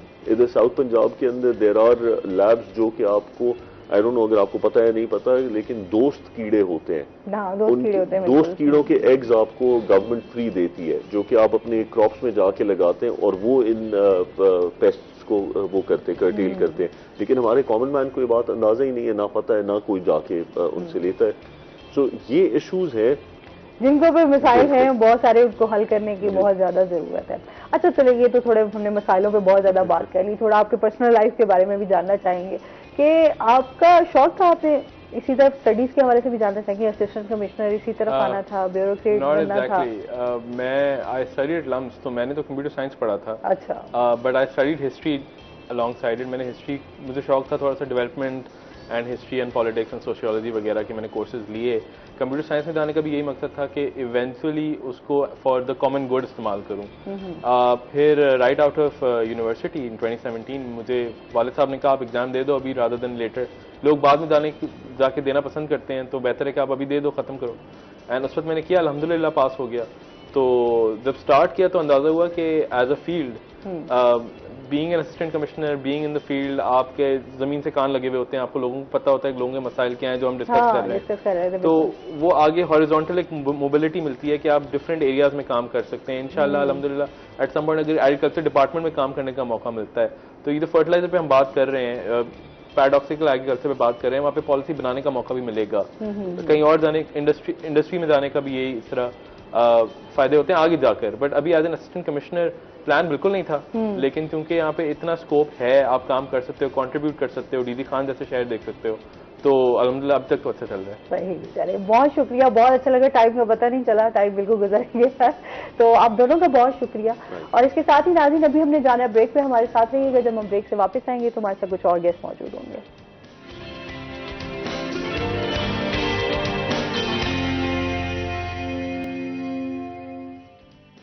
वेलकम बैक नाज़रीन, रोही एटन में आपको खुश आमदीद कहते हैं। और ब्रेक के बाद हमारे साथ गेस्ट मौजूद हैं जी, हमारे साथ हैं जी महफूज अहमद साहब, जो कि एलमनाई हैं embassy, US embassy Pakistan English language program पे। अस्सलाम वालेकुम, कैसे हैं आप? महफूज ठीक ठाक हैं, वेलकम करते हैं अपने शो में। और इसी के साथ जो हमारे दूसरे गेस्ट हैं वो भी इनके कॉलीग हैं, नूर आलम हमारे साथ मौजूद हैं, वो भी एलमनाई हैं embassy, US embassy Pakistan English language program से। अस्सलाम वालेकुम, कैसे हैं आप? ठीक ठाक हैं, वेलकम करते हैं अपने शो में आपको। Thank you so much. अच्छा जी, आज इनसे जानेंगे कि किस तरह जो हमारे यहाँ की खित्ते के लोग हैं, जो हमारी नौजवान नस्ल है, वो इस प्रोग्राम का हिस्सा कैसे बन सकती है, किस तरह ये प्रोग्राम उनको फ़ायदा दे सकता है। आज इससे रिलेटेड इनसे बात करेंगे। पहले तो इनसे जान लेते हैं कि इनका जो अपना एक्सपीरियंस रहा वो कैसा रहा, और उसके बाद जो है हम इस प्रोग्राम के हवाले से जानेंगे। जी महफूज, कैसा रहा एक्सपीरियंस, कैसे ज्वाइन किया, ज़रा थोड़ा अपनी जर्नी के हवाले से हमें बताएं। Thank you. ये बात है कोई 6-7 साल पहले की। सुना था कि उस टाइम पे ज़रा इंग्लिश लैंग्वेज कोर्सेज का बड़ा एक अरूज आया था और हर तरफ कोर्सेज हो रहे थे डिफरेंट, और स्कूल टाइम की बात है ये। तो उस टाइम पे मैंने सुना एक दोस्त के थ्रू कि ये एक प्रोग्राम है जो बिल्कुल फुली फंडेड है, मतलब इसकी कोई फीस नहीं है। तो उस टाइम पे था कि पता नहीं किस तरह का ये कोर्स होगा, मतलब जो पैसे भी नहीं ले रहे और आप फुली फंडेड एक प्रोग्राम है। तो इतना उसको मैंने इतना सोचा नहीं कि मैं शायद इसको ज्वाइन करूँगा, फ़ायदा होगा नहीं फ़ायदा होगा। लेकिन जब मैंने देखा जो कि मेरे दोस्त जो उससे ग्रेजुएट हुए थे, तो फिर मेरा उसमें इंटरेस्ट पैदा हुआ। फिर जो क्योंकि ये 2 इयर्स प्रोग्राम है, तो उसके बाद मैंने इसको ज्वाइन किया और फिर उससे सीखा। और मतलब ये कहने को सिर्फ एक इंग्लिश लैंग्वेज कोर्स नहीं है, ये एक फुली तरबियत है, आप कह लें, जो कि शायद हमारे जो बैकवर्ड एरियाज़ के बच्चे हैं उनको उनमें वो चीज़ें उनको सिखाई जाती हैं, बताई जाती हैं, जो शायद एक अच्छे एलीट क्लास स्कूल में बच्चे पढ़ने वाले को उनकी एजुकेशन में होती है, वो हमारे गवर्नमेंट स्कूल में सिर्फ एक तालीम उनको जो पढ़ाई जाती है। अब वहाँ पर मेरा एक्सपीरियंस इसी तरीके से कि मुझे वहाँ से सीखने को बहुत मौका मिला। हम जो गवर्नमेंट स्कूल के बच्चे होते हैं, हम थोड़े से ना स्टेज शाई होते हैं और कॉन्फिडेंस की थोड़ी सी कमी होती है, थोड़ी बहुत ज़्यादा कमी होती है हमें। हाँ। तो बेसिकली हमें वो हमारी कॉन्फिडेंस बिल्डिंग पे उस पर पूरा काम हुआ। और शुरू में फील होता था कि पता नहीं इसको कैसे करेंगे, और with the passage of time आपके टीचर्स इतने वेल ट्रेंड होते हैं उसमें, तो वो सिखाते हैं और फिर वो एक जर्नी आपकी स्टार्ट हो जाती है। प्रोफेशनल लाइफ में हमें उसका बहुत फायदा हुआ। अच्छा, क्या फ़ायदा हुआ? आपने ज्वाइन किया तो फिर आपने अभी जो आप काम कर रहे हैं उसके हवाले से भी हमारे नाज़रीन को बताइएगा ना। मैं एक प्राइवेट इदारे में काम कर रहा हूँ जो कि डेवलपमेंट सेक्टर से उसका ताल्लुक़ है मेरा। मैं एज अ होस्ट भी काम करता हूँ बहुत सारे इवेंट्स में। ठीक है। तो अब जैसा मैंने बात की कॉन्फिडेंस की, कि जब मैंने प्रोग्राम शुरू किया था वो शायद मेरे में इतना कॉन्फिडेंस नहीं था कि मैं अगर एक ग्रुप कहीं पे हम लोग खड़े हुए हैं, बात जैसे इंट्रोडक्शन एक होता है, तो मैं 10-12 लोगों में अपना इंट्रोडक्शन भी दे सकूं उससे पहले, प्रोग्राम से पहले। लेकिन अब फिर एक्सपीरियंस के साथ साथ अब जितना बड़ा क्राउड होता है उतना ज़्यादा मज़ा आता है उनके साथ बात करने का। तो ये कॉन्फिडेंस बहाल हुआ। एग्जैक्टली मेजर बात यही होती है कि आपका कॉन्फिडेंस हो तो आप कुछ भी कर सकते हैं। एग्जैक्टली ऐसी। और फिर अगर आपको सीखने का आपको शौक हो तो एग्जैक्टली सारी बात शौक की है ना। हम हर किसी को शौक होता है कि वो लोगों में बात कर सके, उसको बात करनी आनी चाहिए। अब जाहिर है जिसमें कॉन्फिडेंस नहीं है वो अगर स्टेज शाय है तो वो तो उस तरीके से बात नहीं कर सकेगा। और फिर ये इंग्लिश ऐसी है, जाहिर सी बात है, इंग्लिश ऐसी जुबान है जिसमें इस टाइम हर बंदे की इस टाइम ज़रूरत भी है। अगर वो पढ़ाई कर रहा है साथ साथ, जिस तरह अभी आप बात कर रहे हैं कि हमारे गवर्नमेंट के बहुत सारे स्कूल्स हैं यहाँ पर इंग्लिश की तालीम को इतना तवज्जो नहीं दी जाती। उर्दू मीडियम जो है वो बहुत ज़्यादा है यहाँ पर। इंग्लिश मीडियम जिस तरह प्राइवेट स्कूल्स हैं वो हैं, या इस तरह के जिस तरह प्रोग्राम्स वगैरह हैं वो अब कराए जा रहे हैं। अच्छा, इस पे तो हम बात करेंगे लाजमी। नूर आलम से भी जानते हैं आपका एक्सपीरियंस कैसा रहा? बेसिकली मेरा ये टेन्योर, मुझे I am working in field from last 10 years, तकरीबन 10 साल से काम कर रहा हूँ। मैंने अपना आई डिड माई स्कूलिंग, मेरी सारी तालीम जो है गवर्नमेंट स्कूल, गवर्नमेंट कॉलेजेस और गवर्नमेंट यूनिवर्सिटी से है। सो हम लोगों की एक is growing, no doubt our country is developing, और हम लोग हमारा एजुकेशन सेक्टर भी अच्छा होता जा रहा है। बट द टाइम व्हेन जब हम लोग पढ़ रहे थे उस टाइम में एक फ्लॉ था चीज़ों से रिलेटेड। सो आई वाज, मैं शायद 9th क्लास का स्टूडेंट था, तो आई हर्ड, मुझे किसी दोस्त ने बताया कि देयर इज़ अ प्रोग्राम, तो आप उसको ज्वाइन कर सकते हैं। ठीक है, तो हम I became a part of it, और like randomly I just like के देखते हैं what it to learn from there. तो हम लोग जाते थे, उसको अटेंड करते थे। The thing which I feel कि यार जो बड़ी इंपॉर्टेंट है हम लोगों के लिए, टू लर्न सम लैंग्वेज और टू लर्न सम कल्चर, हम लोगों के लिए बड़ी इंपॉर्टेंट होता है कि हम उसको थोड़ा सा अपने साथ ग्रैब करके उसको अडॉप्ट करें। तो वो प्रोग्राम को अगर मैं एक्सप्लेन करना चाहूँ तो वो इन टर्म्स ऑफ इस तरीके से एक्सप्लेन करूँगा कि वो programme is not some particularly for the language से, ठीक है, it's completely personality development programme, ठीक है, जो कि हमारी पर्सनैलिटी को ग्रूम करता है, कि हमारी थॉट्स जो होती हैं उसको प्रोवोक करता है, कि हमें बताता है कि यार आपने what is your part in community, आपने अपनी कम्युनिटी में क्या पार्ट अदा करना है, आपने अपनी ज़ात के अंदर क्या पार्ट करना है, और आप क्या अपनी कम्युनिटी के लिए क्या कर सकते हो। So after completing the programme, मतलब 2 साल के बाद इन 2011 मैंने अपने साथ एक लोकल ऑर्गेनाइजेशन में जॉब शुरू की, being as a TSR, telesales representative. I been part with them कि मैंने 3 साल जॉब की just because of that language course. अपनी matric I was waiting for the result, मेरा भी रिजल्ट वेटिंग था। सो वो एक इतनी हेल्दी मेरे लिए, मेरे कॉन्फिडेंस बूस्ट हो गया कि आई स्टार्टेड माई कैरियर। उसके बाद आफ्टर 2015 फ्रॉम टिल नाउ, तकरीबन 7 सालों से आई ओन माई ओन कंपनी, और मेरे साथ बहुत सारे स्टूडेंट्स जो मेरे साथ ही मेरे बैचमेट होते थे, या उसके बाद जो इसी प्रोग्राम के ग्रेजुएट्स हैं वो मेरे साथ अटैच हैं। हम लोग एक सक्सेसफुल एक एक इनिशिएट कर रहे हैं हम लोग। इंटरनेशनल कम्युनिटी को सर्विसेज प्रोवाइड करते हैं। वो डिफरेंट कंट्रीज़ हैं जिसमें हम लोग यूके या डिफरेंट कंट्रीज़ को हम सर्व करते हैं। अच्छा, अब थोड़ा क्योंकि हमारे खिते की ज़ुबान है जी सराइकी, और सराइकी में मैं चाह रही हूँ कि कुछ हमारे जो नौजवान हैं उनके साथ सराइकी में बात करें ना, उनको बताएं जो यहाँ सराइकी में बात करते हैं। सराइकी के हवाले से मैं कहते हैं मीठी ज़ुबान तो सारी मीठी ज़ुबान है। मैं सोचे कि अपना प्रोग्राम जो है ना मीठी ज़ुबान करूँ आज। अच्छा, एक कॉलर भी है सर। अस्सलाम वालेकुम। अस्सलाम वालेकुम। जी पूछना था इंग्लिश से ये कहाँ पे करा रहे हैं? अच्छा, आप प्रोग्राम के हवाले से जानना चाह रही हैं? अभी करंटली ये प्रोग्राम्स जो हैं ये डिफरेंट ऑर्गेनाइजेशन के साथ in collaboration, US state department के प्रोग्राम है जिसके जो कि फुली फंडेड होते हैं, जो कि डिफरेंट ऑर्गेनाइजेशन और इंस्टीट्यूट के साथ in collaboration different countries, more than 80 countries में चल रहे हैं। पाकिस्तान में भी डिफरेंट सिटीज़ में ये प्रोग्राम करंटली रन आउट चल रहा है। और अभी इन मुल्तान आई गेस के एजुकेशन यूनिवर्सिटी सर्व कर रही है इस प्रोग्राम को, तो इनरोलमेंट के लिए वो एजुकेशन यूनिवर्सिटी में इस टाइम ये प्रोग्राम गोइंग ऑन है। ठीक है, बहुत शुक्रिया कॉल करने का। अच्छा, सबसे पहले तो ये जान लेते हैं ना ये प्रोग्राम है क्या, और एक ही तरीके नाल जो है एक नौजवानों को फायदा दे सकते।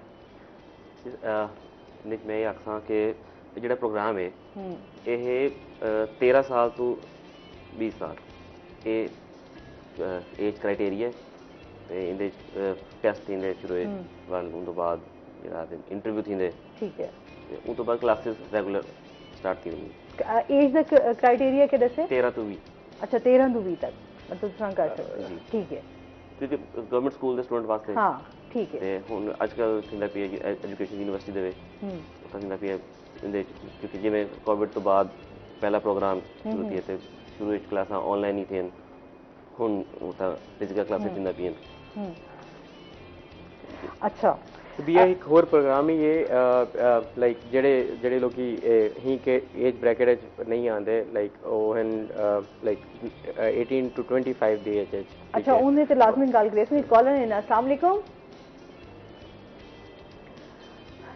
अस्सलाम वालेकुम, जाकिर साहब हैं गिलगित से, क्या इतनी दूर से हमें हमारा प्रोग्राम देखा जा रहा है। अच्छा, जिस तरह हमें गल करते पैसे कि जो एज का क्राइटेरिया है बस एज 20-25 तक जो है नहीं ये दो प्रोग्राम हैं। अच्छा, दो प्रोग्राम हैं। वन है कि English access English micro scholarship programme. ठीक है, इसके जिदे असा दोहाई आ गए। ठीक है। ते दूसरा प्रोग्राम है English works, that is a separate programme. उसमें एज ब्रैकेट जो है वो 18 to 25 ईयर्स ऑफ एज के स्टूडेंट्स हैं, वो उसके अंदर इनरोल होते हैं। ये जो English access micro scholarship programme है ये 2 साल का प्रोग्राम है जिसमें एक लाइक 18 लाइक स्टूडेंट्स जो है वो बिलो देन 18 होते हैं, उसमें वो लर्न आउट करते हैं। और जो इंग्लिश एक्सेस वर्क्स है उसमें बिलो देन दैट एज होता है। बोथ में उसमें हम लोग वर्क रेडीनेस से रिलेटेड चीज़ों को लर्न करता है स्टूडेंट अपने लिए। उसकी ग्रूमिंग की जाती है कि वो अपनी बेसिक अपनी स्किल्स को एनहेंस कर सके, जिसमें उसके कंप्यूटर लिटरेसी का, लैंग्वेज के बारे में सब बताया जाता है। और वर्क रेडीनेस किया जाता है कि हाउ टू बी, कि वो अपने आप को किस तरीके से जॉब इंडस्ट्री में इन कर सकता है, या अपने आप अपना बिजनेस इनिशिएटिव कैसे ले सकता है। तो उसकी ग्रूमिंग दूसरे प्रोग्राम में इन चीज़ों से रिलेटेड ग्रूमिंग की जाती है।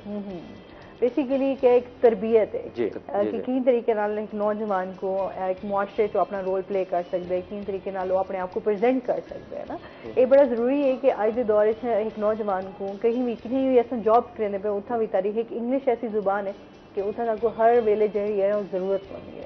अगर वो इस्तेमाल ना कर सको, खैर ये सारे पास बड़ा मसला है पिया कि अगर इंग्लिश नहीं आती तो वो बंदे चाहे उन्हें बड़ा टैलेंट हो सी, बहु स्किल्स हो सन, लेकिन उनके बावजूद उसको बहु पिछा कर दी। अज की नीड है लाइक हर बंदे आवनी लाइक जरूरी है कि तो हर पासे कम्युनिकेशन करती है। हुन अस ग्रोइंग कंट्री लाइक लोग दुई कंट्री तो आते सबको विजिट करन, ठीक है। तो अगर हम लोग उनसे कम्युनिकेट नहीं कर पाते और उन्हें गाइड नहीं कर पाते तो एक हमारा इम्पैक्ट क्रिएट होता है। बीइंग एज अ सिटीजन हम लोगों को एटलीस्ट डेफिनेटली उर्दू हमारी मादरी लैंग्वेज है और that is more important than like everything, but हमें अपने साथ अपनी ग्रोथ को कंटिन्यू करते हुए हमें दूसरी लैंग्वेजेस को साथ कंबाइन लेके चलना चाहिए। इसी तरीके से जो ये सारे यूएस स्टेट प्रोग्राम के अंडर जो सारे प्रोग्राम रन किए जाते हैं वो लैंग्वेज से रिलेटेड जो होते हैं वो रीलो के अंडर होते हैं, रीजनल इंग्लिश लैंग्वेज ऑफिस के थ्रू। उसमें ये इंग्लिश वर्क्स भी होता है, English access micro scholarship programme भी होता है। उसके अलावा ओपन से रिलेटेड ऑनलाइन भी कोर्सेज करवाए जाते हैं जो कि टीचर्स के लिए होते हैं, गवर्नमेंट इंस्टीट्यूट के टीचर्स के लिए होते हैं। तो वो ये सारे के सारे प्रोग्राम जो हैं वो रीलो के अंडर होते हैं। अच्छा, क्या तरीके का है अगर जो नौजवान दे दे पेन मैं समझती हूँ कि सराइकी जुबान है कि ताकि आसानी नाल लोगों तक एक मैसेज कन्वे थी सके, क्या जरूरी है, क्या चीज़ा होने जरूरी हैं, एडमिशन किवें थी सकते, ये थोड़ा जिहा डिटेल है सब दसो। महफूज पहले आपसे जान लेते हैं।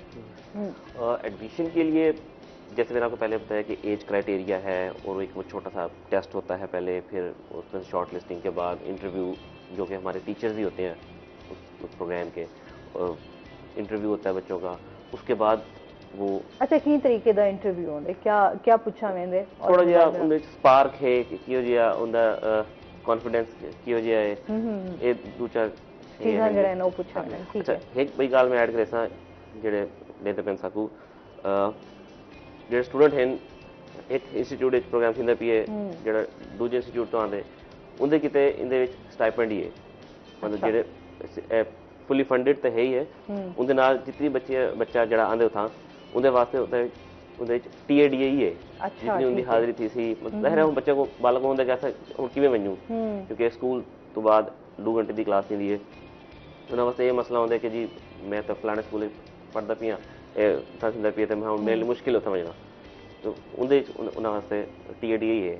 अच्छा ठीक है, ये उन्होंने वास्ते आसानी है इसको फौरन आ सकते हैं ना, उसको तालीम हासिल कर सकते हैं। अच्छा इन अलावा क्या चीज़ें ज़रूरी हैं, कितनी मतलब अगर एजुकेशन नाल गिंदा पे उनके बाद जेड़ा आके अपनी क्लासेस दी क्या टाइमिंग है, की टाइम वो आके अपनी क्लास अटेंड कर सकता है? इनकी टाइमिंग जी है ना, और जड़ा गवर्नमेंट का टाइम चलता पी है क्लासा का, स्कूल की जी छुट्टी थी है वो तो आधा घंटे बाद क्लास स्टार्ट थी है, 2 घंटे की क्लास होती है डेली। ते ओ डिफरेंट इदारे कित्थां जड़ा ना क्लासेस वगैरह तुसां अटेंड करदे हो? पहले सारे टाइम लाइक मुल्तान 5 सेंटर हैं, 5 गवर्नमेंट स्कूल हैं लाइक क्लास थी है 2 घंटे वास्ते आफ्टर लाइक स्कूल टाइम के बाद। तो हुण असां सुने लाइक हुण एजुकेशन यूनिवर्सिटी च क्लासां चलदी हुई थी। पहले कोविड के दौरान ऑनलाइन हैं तो स्टूडेंट्स को लाइक टैबलेट वगैरह देते हैं कि वो अपनी कोर्स को कंप्लीट कर सकें। हुण in person classes I guess शुरू हो गई हैं और वो एजुकेशन यूनिवर्सिटी दी हुई हैं। ठीक है, और लोगों का क्या इंटरेस्ट है पे लोग आने पे? बिल्कुल आने पे उनदे च ये होंदा ना कि साढ़े टाइम 300 बच्चे बाल होंदे उनदे। अच्छा तुसां कितनी तादाद है ताड़ी? 300 बाल, लेकिन 300 फ्रंट है, लेकिन एक इंस्टीट्यूट च कैन ठीक है एहन 5 इंस्टीट्यूट इन ओले, लेकिन हुण जेड़ा मसला है सिर्फ यूनिवर्सिटी क्लास थी है उनकी तादाद का आइडिया कोई नहीं कि माइट बी 100 लोगों वास्ते या ज़्यादा वास्ते उसी तो आई थिंक इट्स 100 नाउ। अच्छा तो ये है कि जेडे स्टूडेंट इंटरस्टेड होवन उन्हां दी एजुकेशन यूनिवर्सिटी दी वेबसाइट को दे रावन ते रीलो इंग्लिश लैंग्वेज ऑफिस द फेसबुक पेज है उनको दे रावन उतना आंदे रहंदे एडमिशन वास्ते कि जेडे प्रोग्राम है इंग्लिश वास्ते लर्निंग वास्ते वो जेड़ा कोई इंटरस्टेड होवे ओदे विच वेखते ते अप्लाई कर सकदे। ठीक है, कितने साल अंदा है पिया के कोर्स? इंग्लिश जेड़ा एक्सेस प्रोग्राम जेड़ा संडवाई कीता है वो है 2 साल वास्ते। अच्छा वो 2 साल वास्ते ते बीए जेड़ा इंग्लिश वर्क्स है वो है 6 माह का प्रोग्राम है। ठीक है, उनदे विच लाइक 2 घंटे की क्लास है, वो 4 घंटे की क्लास है जिहदे विच ज़्यादातर स्टूडेंट वो होंदा जेड़ा अपनी यूनिवर्सिटी कंप्लीट करने दा खड़ा होंदा है या उनका कॉलेज कंप्लीट किया खड़ा होंदा है, वो जॉब मार्केट वंजना होंदा है तो वो स्किल पॉलिश करना तो उन्होंने आप की पहचान बनाना बड़ी जरूरी होती है। जो अज एजुकेशन सैक्टर साढ़े थोड़ा जी गैप है या इंप्रूवमेंट है कि असा कॉन्फिडेंस तो नहीं होंदा या साड़ी एक मैंटेलिटी होंदी है कि असा जॉब ही करनी है या असा सिर्फ 1-2 ऑप्शन है जी असा डॉक्टर बनना है। बिल्कुल हाँ, एक कॉलर है। अस्सलाम वालेकुम। अस्सलाम वालेकुम। हेलो, अस्सलाम वालेकुम। जी, जाकिर साहब हमारे साथ मौजूद हैं, क्या कहना चाहेंगे? अस्सलाम वालेकुम। वालेकुम सलाम, आपकी आवाज आ रही है? अस्सलाम वालेकुम, कैसे हैं आप? खैरियत है? अल्हम्दुलिल्लाह मैं ठीक हूँ, आप बताएं कैसे हैं? ठीक है जी अल्हम्दुलिल्लाह, शुक्र है। आप कैसे हैं? खैरियत से? माशाल्लाह जबरदस्त यार, आपका प्रोग्राम बहुत अच्छा। बहुत शुक्रिया। लेकिन आप पंजाबी में बात करें, हमें कुछ समझ नहीं आ रही। जब उर्दू में बात करते तो थोड़ी थोड़ी समझ आ जाती है।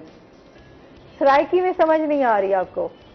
सराइकी की समझ नहीं आ रही। ऐसे सराइकी मीठी जुबान है, वैसे थोड़ी सी वो मिलती जुलती है ना? जी मीठी तो बहुत है, लेकिन इसमें थोड़ा सा गुड़ कम किया करें। अच्छा, आप गिलगित कहाँ से बात कर रहे हैं? गिलगित के कौन से एरिया से? गिलगित चंगरेला से कर दूं। अच्छा, इतनी दूर से आप हमें देख रहे हैं। चलिए, ये भी हमें भी बड़ा अच्छा लगता है जब इस तरह के कॉलर्स आते हैं, जब हमारा शो जो है वो इस तरह एरियाज में देखा जा रहा होता है। बहुत शुक्रिया जी कॉल करने का। हाँ जी, कंटिन्यू करे सूं। यो गल है कि असां लैंग्वेज मिक्स चकरी थी की ताकि सारे को समझ आवे, क्योंकि असांखे उर्दू भी नाल सराइकी भी नाल, ताकि दोनों चीज़ें जना मिक्स चले। ठीक है। तो इस प्रोग्राम के इम्पैक्ट्स को देखें तो एक ब्रॉडर स्केल पे इम्पैक्ट है कि अगर एक स्टूडेंट की एक पर्सपेक्टिव होता है कि हम लोगों ने सिर्फ एक हमारे पास एक ऑप्शंस यही हैं। मतलब मैं अगर अपनी सोचूं तो थ्रू आउट जब स्कूलिंग के दौरान में अगर मैं अपने आप को एवेलुएट करूं तो मैं यही सोचता था कि यार देयर इज़ सम ऑप्शन कि यार मुझे जॉब करनी है, या मुझे डॉक्टर बनना है, या मुझे इंजीनियर बनना है। लाइक आई एम डूइंग, मैं पिछले 7-8 साल से बिज़नेस कर रहा हूँ। मतलब मेरे मल्टीपल बिजनेसेस हैं, ठीक है। मैं रिलेटर भी हूँ मुल्तान में, ठीक है। मेरे पास आईटी का भी है, मैं सर्विसेज प्रोवाइड करता हूँ इंटरनेशनल मार्केट में, और मेरे साथ काफ़ी सारे स्टूडेंट्स का रोज़गार भी लगा हुआ है। और मैं मतलब कहने का मकसद ये है कि इस प्रोग्राम के अंदर आके आपको अपनी सेल्फ एवेल्युएशन करने का मौका मिलता है कि आप अपने आप को जान सकें कि मैं और क्या क्या किरदार अदा कर सकता हूँ। और सबसे बड़ा इंपॉर्टेंट पार्ट होता है कि हम लोग अपने लिए तो बहुत कुछ कर रहे होते हैं, ठीक है। हम लोगों की ओवरऑल एक कम्युनिटी सर्विस की गैप रह रहा होता है, ठीक है। तो वो इस प्रोग्राम का एक बड़ा इंपॉर्टेंट एस्पेक्ट है कि जिसमें हमें कम्युनिटी सर्विस के बारे में भी छोटी छोटी एक्टिविटीज़ करवाई जाती हैं, ताकि हम लोग ना कि सिर्फ अपनी ज़ात का सोच के अपनी कम्युनिटी की ग्रोथ के साथ ही हमारी ग्रोथ हमेशा चलाई जाती है।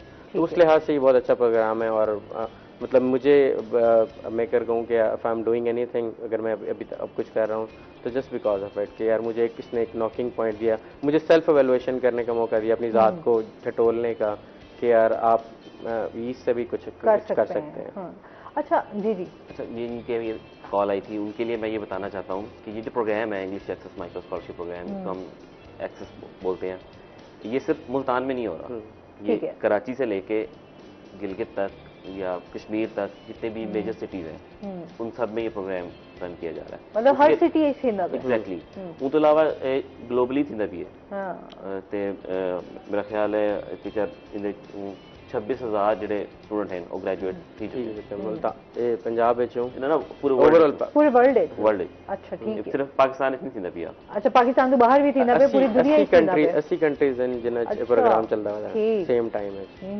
मतलब 80 मुल्कां च ਇਹ ਜਿਹੜਾ ਹੈ प्रोग्राम ਉਹ ਜਾਰੀ ਹੈ ਕਿ ਲੋਕ ਜਿਹੜਾ ਨਾ ਕਾਫੀ ਇਹਨਾਂ ਦਾ ਇਵੇਂ ਸਮਝੋ ਕਿ ਹਿੱਸਾ ਹੈ ਪਿਆ ਕਿ ਲੋਕਾਂ ਨੂੰ ਉਹਨਾਂ ਦੀ ਆਪਣੀ ਪਹਿਚਾਨ ਦਿਵਾਉਣਾ और उन्होंने कॉन्फिडेंस बहाल करना ताकि वो अपने एक बेहतरीन शहरी भी बन सकें, तो अपना बेहतरीन रोल भी पेश कर सकें ना।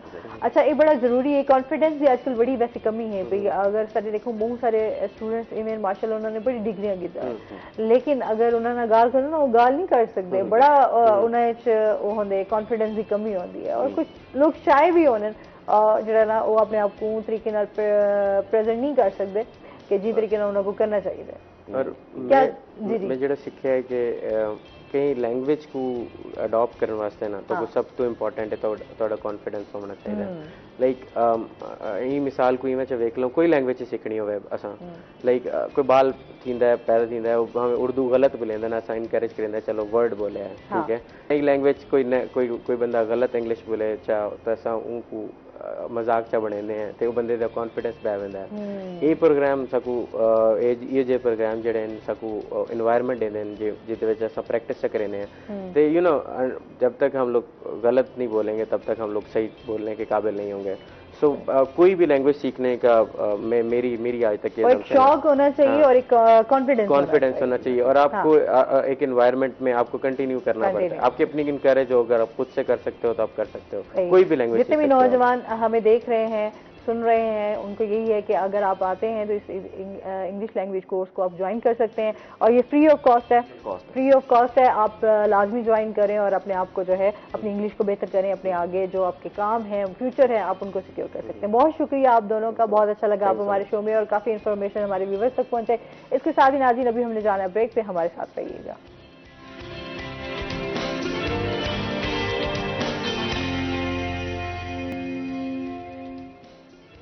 वेलकम बैक नाज़रीन, रोही एटन में आपको खुश आमदीद कहते हैं। और ब्रेक के बाद जी हमारे रोही के सीनियर क्राइम रिपोर्टर मजहर खान साहब मौजूद हैं। अस्सलाम वालेकुम, कैसे हैं आप? ठीक ठाक हैं? वेलकम करते हैं अपने शो में आपको।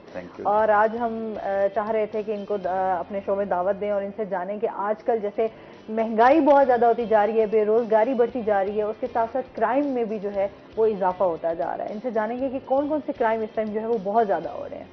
जी बिल्कुल, जैसे जैसे आप देखें ना कि महंगाई की शरह बढ़ी है तो वैसे ही क्राइम जिसमें डकैती है, चोरी है, राहजनी है, इनकी वारदातों में तो हद से ज़्यादा इजाफा हो गया है।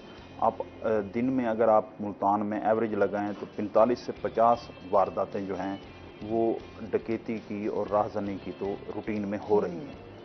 मुख्तलिफ लोग शहरों में खवातीन निकलती हैं, उनसे स्नैचिंग, लोग पर्स छीन लेते हैं, कभी जेवर छीन लेते हैं। ये तो आम हो गया ना, मोबाइल ये तो बड़ा आम, मोबाइल खींचना ये तो बहुत ज़्यादा हो गया। जिस आप मार्केट के इर्द गिर्द देखें तो ये कोई ना कोई ऐसा वाक़या आपको अपने इर्द गिर्द होता हुआ दिखाई देगा कि रोड्स पर ही लोग आकर गन पॉइंट पर। अब तो हालत ये हो गई है, पिछले दिनों तो बड़ी एक खौफनाक वारदात हुई है ये निश्तर रोड पर।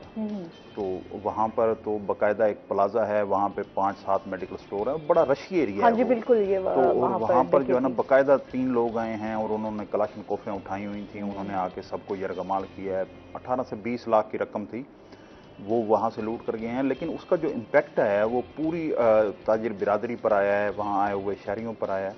तो यकीनन ये एक बड़ा शॉकिंग किस्म का जो है ना लम्हा होता है और अल्लाह ताला महफूज फरमाए सबको।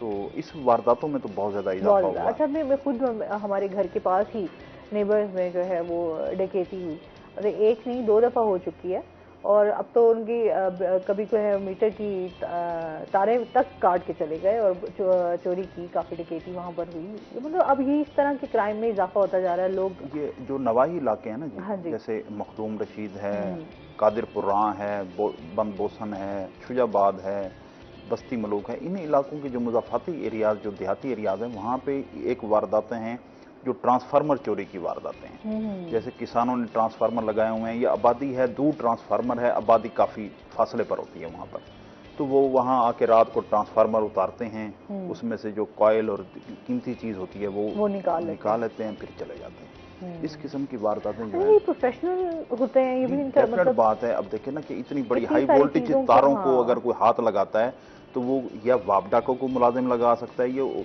ट्रेंड इलेक्ट्रिशियन जो है वो उसको टच कर सकता है। आम चोर हो या आम आदमी हो वो तो इतनी जुर्रत भी नहीं करेगा कि उन हाई वोल्टेज तारों को कहीं उसको हाथ भी लगाए।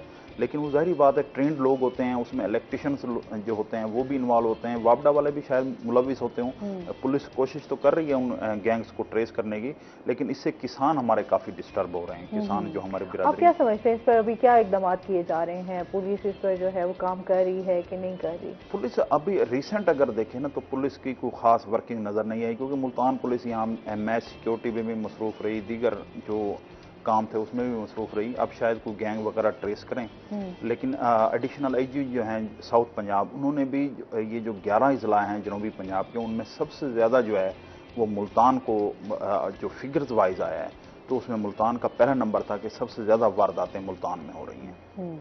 इसी तरीके से दूसरे नंबर पर विहाड़ी था, तीसरे नंबर पर लोधरा था, फिर बहावल नगर, फिर मुजफ्फरगढ़। ये 5 जो ज़िले हैं यहाँ पर वारदातों की शरह दीगर अजला की निस्बत ज़्यादा है और बाकायदा वो फिगर्स आउट हुए हैं। एडिशनल आईजी ने इनके मुतलका जो अफसरान हैं, सीपीओ मुल्तान हैं, ये 4 ज़िले हैं, इनके जो डीपीओ साहबान हैं, उनको कहा है कि आप प्रॉपर इस पर वर्क करें।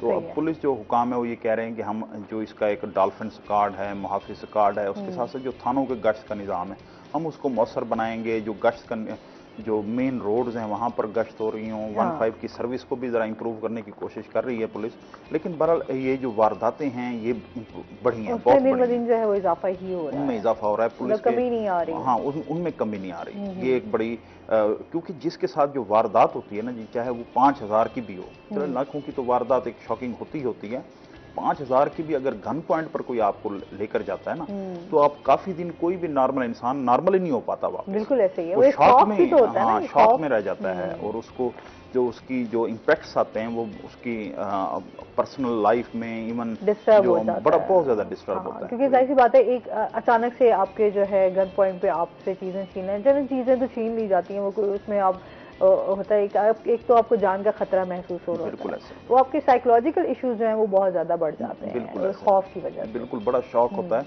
और बिलखसूस आप जब फैमिलीज के साथ हों, जैसे लोग आप रात को शॉपिंग करके या कहीं से शादी पे आते हुए लोग घरों के बाहर आकर रुकते हैं, अभी दरवाजा नहीं खुलता तो इतनी देर में गन पॉइंट पे उनको लूट लिया जाता है। वो पूरी फैमिली ही शॉक होती है, क्योंकि बच्चे साथ होते हैं, फैमिली साथ होती है, वो बहुत ज़्यादा डिस्टर्बेंस होती है। यकीनी बात है कि इसमें शहरी हिम्मत हौसला करते हैं, पुलिस भी कई दफ़ा ट्रेस कर लेती है, लेकिन जो मैक्सिमम टाइम है ना जी, वो शहरियों को उसमें आप कह लें कि उन्हीं को ही भुगतना पड़ता है। वो शॉक हो, वो धचका हो, वो माली नुकसान हो, वो कुछ हो, वो ज़्यादा होता है। उसके अलावा मुल्तान में जो अब आजकल एक बड़ा क्राइम जो सर उठा रहा है, जिसकी तरफ जो है ना पुलिस अब तवज्जो देने की कोशिश कर रही है, वो है भत्ता का। कि मुख्तलिफ जो कारोबारी हजरात हैं, कारोबारी लोग हैं, गैंग्स उनको बाकायदा पर्ची भेजते हैं, अपना बंदा भेजते हैं कि इतने पैसे हमें दो। अगर वो इनकार करता है तो उसकी शॉप पर आकर, उसके अड्डे पर आकर बाकायदा फायरिंग कर दी जाती है, उसकी दुकानें बंद करा दी जाती हैं। अभी रिसेंट ये वाक़या हुआ है, जो पुलिस लाइन और जो एमडी चौक है, इसके दरमियान ही एक मछली फरोश है, अल्लाह नवाज मछली फरोश, तो उसकी शॉप पर बाकायदा एक भत्ता लेने के लिए बंदे आए। उसने इनकार किया, उन्होंने उसे 2 दिन का टाइम दिया कि 2 दिन में हमें इतने पैसे दो। उसने कहा कि वैसे भी सीजन नहीं है, गर्मियां हैं तो मछली का सीजन वैसे ऑफ है। उसने कहा मैं तुम्हें क्या बता दूं। तो इस दौरान ही उन्होंने फायरिंग की और उन्होंने दुकान बंद करा दी। पुलिस ने इस पर एक्शन लिया, पर्चा पुर्चा किया है। फिर वो जो भत्ता माफिया थे, उन्होंने इवन एसएचओ को भी थ्रेट किया। अच्छा, वो उसकी जो ऑडियो है, तो ऐसा होता होगा जिसकी बिना पर वो इतना पुलिस वालों को भी धमका देते हैं। बेसिकली तो जो कानून है हमारा, उसमें जो है ना काफी सुकम है। तफ्तीश में कहीं ना कहीं फॉल्ट रह जाता है, कहीं प्रूफ में फॉल्ट, सबूत जो मतलब फराम करने होते हैं अदालत में, उसमें फॉल्ट रह जाते हैं। फिर वो अदालत से बंदे बरी हो जाते हैं, जिसकी वजह से सजा भी प्रॉपर नहीं मिल पाती ना, और ये भी एक इशू है। दूसरा इशू जो है वो हमारी कुछ जो है ना मुख्तलिफ जो फिल्में बनती हैं, चाहे वो हमारे हमसाया मुल्क में हों, चाहे इधर हों हमारे पास, तो उसमें जो एक कल्चर दिखाया जाता है कि वो बंदूक उठाकर और लहरा कर, और क्योंकि हम सिर्फ उसी कल्चर के गिर्द ही हमारी जो है ना फिल्में घूम रही हैं, हम उससे बाहर नहीं निकल पा रहे। तो वो एक नौजवान जो होता है वो उसको फैंटेसाइज करती हैं कि भाई ये कोई, यानी कि यूं सिगरेट पीना और यूं बंदूक उठा के फिरना, तो वो उसको समझता है कि शायद जो है ना ये कोई हीरो है इसमें, और ये कोई बड़ा काम है जो, और अच्छा काम है जो ये फिल्में दिखाई जा रही हैं।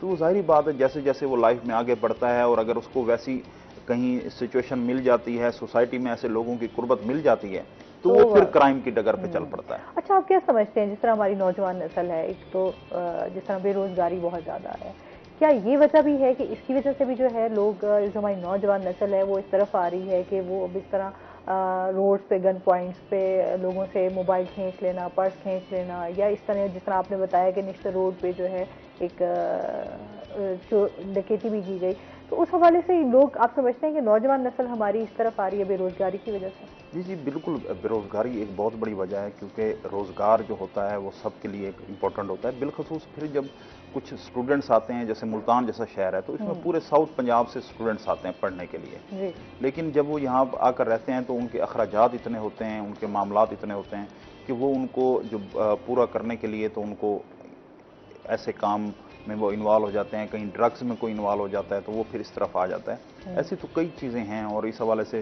बिलखसूस जो तालीमी इदारे हैं वहाँ पर जो ड्रग माफिया होता है, उसके लिए तो पुलिस ने खास तौर पर बड़ी लिस्टें मुरतब की हैं, छापे भी मारे हैं, ANF है, एक्साइज है, क्योंकि इस पर जो चेयरमैन सेनेट है उनको एक दरख्वास्त दी गई थी, तो उसके बाद से एक काफ़ी उसके लिए काम हुआ है। उसको कंट्रोल होने में कुछ टाइम ज़रूर लगेगा, क्योंकि वो एक माफिया बन जाता है तो वो अपनी जड़ें काफ़ी फैला देता है। तो लेकिन ओवरऑल देखें तो इसमें बेरोजगारी भी है, फिर जो कुछ मतलब आप कह लें कि उसमें ऐसी चीज़ें हैं कि जो नौजवान को फैंटेसाइज करती हैं कि भाई मैं बाइक से कार पे बैठ जाऊं, कार से मैं बड़ी कार में बैठ जाऊं, इसी तरीके से मतलब जिस तरह लोग आसाइशों की तरफ जाना चाह रहे होते हैं और फिर वो आसानियां ढूंढते हैं, शॉर्टकट रास्ता ढूंढते हैं, तो शायद उनको यही समझ आता है कि ये एक आसान हल है। बिल्कुल।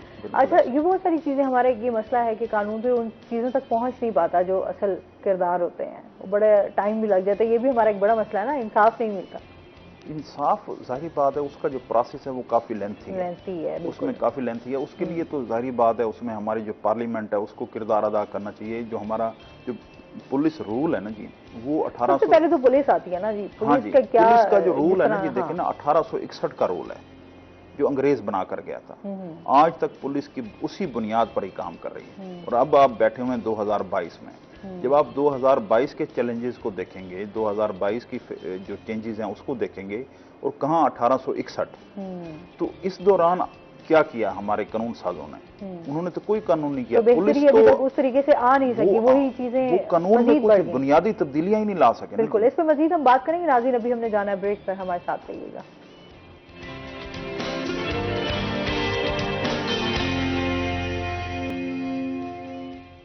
वेलकम बैक नाज़रीन, रोही एट 10 में आपको खुश आमदीद कहते हैं। अच्छा, बात हो रही थी जिससे अभी बहुत सारे अभी ये भी सामने आ रहा है कि बच्चों को अगवा किया जा रहा है। डिफरेंट, जिस तरह ये भीख मांगने वाले होते हैं वो इस तरह के भेष में आते हैं और बच्चों को अगवा करके ले जाते हैं। इस पर कितना काम किया जा रहा है? इसके हवाले से कोई इक़दाम किए जा रहे हैं इसकी रोकथाम के हवाले से?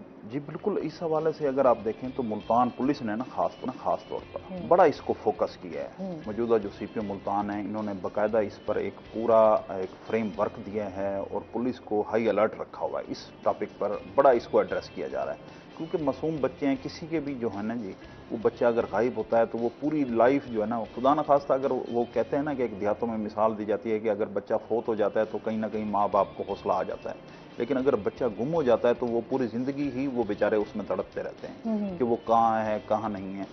तो सिमिलरली इसी जो है ना पैटर्न पर ही पुलिस ने इसको फोकस किया हुआ है। और अगर अब रिसेंट टाइम में देखें तो शायद एक आध कोई बच्चा है जिसको अभी तक ट्रेस करने में पुलिस नाकाम रही है, वरना जैसे ही इस हवाले से जब पुलिस को इतला मिलती है तो पुलिस इस पे बड़ा एक्शन करती है। और अभी रिसेंट एक वाकया हुआ था चिल्ड्रन अस्पताल में, तकरीबन 13 माह की बच्ची थी जो अगवा हुई वहाँ से। तो उस बच्ची को एक खातून ने अगवा किया है, उसने आके उसको किसी एक खातून के पास फरोख्त कर दिया। तो पुलिस ने विद इन 24 आवर्स आप कह लें कि वो CCTV जो मुख्तलिफ जगह पे जहाँ जहाँ मैसर थी मुल्तान में, क्योंकि सेफ सिटी अभी अंडर प्रोसेस है, उसका अभी काम जारी है, उस तरीके से अभी काम नहीं है, लेकिन फिर भी जहाँ जहाँ लोगों ने घरों के बाहर लगाए हुए थे, शॉप्स के बाहर लगाए हुए थे, पुलिस उसको ट्रेस करते करते बिल आखिर ये निश्तर रोड पर पुलिस ने बच्ची को भी बाजियाब कराया, जो उसमें मुलविस थे लोग उनको भी पकड़ा। इस हवाले से अगर आप कह दें जलीलाबाद है, थाना गुलगश्त है, सीतलमाड़ी है, मुख्तलिफ जगहों पर जो है ना ऐसे वाकयात हुए हैं।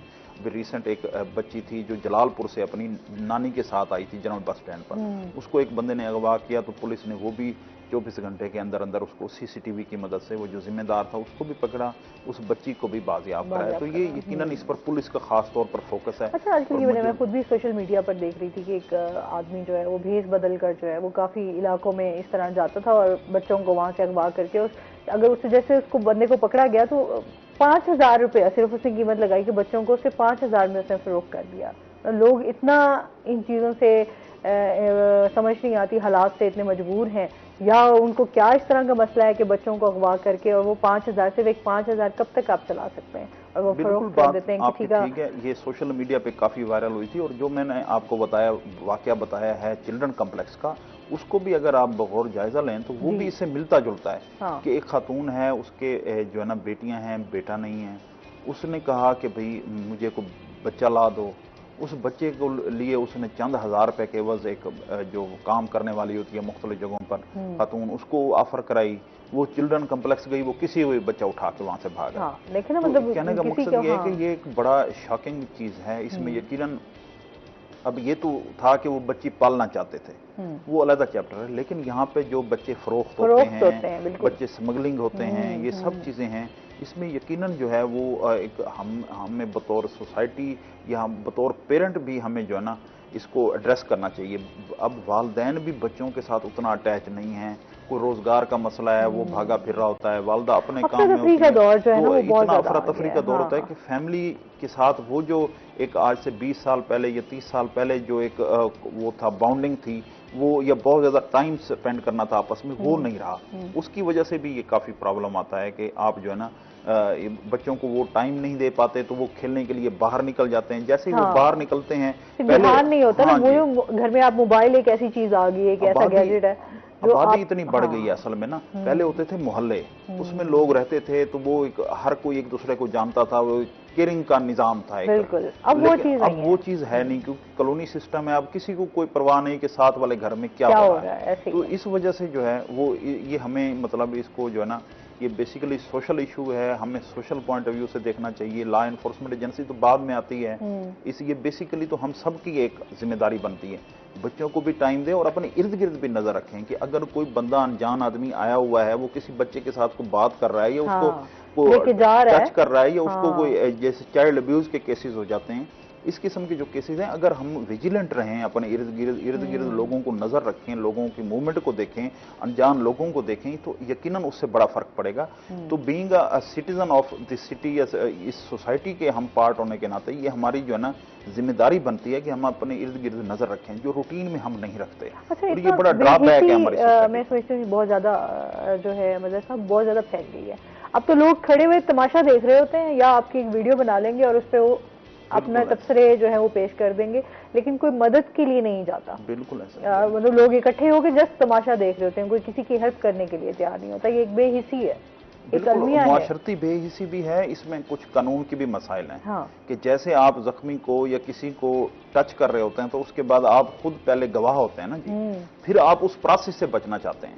हाँ, कुछ लोग ये शायद इसी वजह से भी होता है कि हम अगर इस चीज में किसी की हेल्प करेंगे तो हम खुद इसका निशाना बन जाएंगे, तो कुछ लोग भी इस वजह से भी अवॉइड करते हैं, पीछे हो जाते हैं। बेसिकली तो ये सब चीजें ना एक दूसरे के साथ जुड़ी होती हैं। कानून है, कानून की अमलदारी है, हम सब की जिम्मेदारी है। बतौर सिटीजन हमारी क्या जिम्मेदारी है, सोसाइटी के हम एक खास मोहल्ले में रहते हैं तो वहाँ हमारी क्या जिम्मेदारी है, ये बेसिकली लॉ एनफोर्समेंट एजेंसीज की क्या जिम्मेदारी है, पुलिस की क्या जिम्मेदारी है, ये सब एक दूसरे से जुड़ी होती हैं। हम सबको अलग-अलग नहीं देख सकते, हम सब ने उसमें अपना रोल प्ले करना है। और उसके लिए जो सबसे बेहतर चीज है वो मेरे ख्याल से हमारी कानून साजी की इंप्रूवमेंट है कि हम पुलिस के जो रूल्स हैं वो हम इंप्रूव करें। पुलिस क्योंकि वही 1861 में तो चंद मतलब आप देखें ना कि यहाँ कितनी आबादी होगी, मुल्तान शहर की हम लगा लें तो शायद चंद हजार हो, 50,000 हो, लाख हो, ठीक है जी। आज ये 50 लाख का शहर है, तो जब 50 लाख का शहर है तो 50 लाख के शहर में तो आपकी रिक्वायरमेंट्स डिफरेंट हैं, पैरामीटर्स डिफरेंट हैं, नए इतनी आबादी हो गई है, फैल इतना गया है।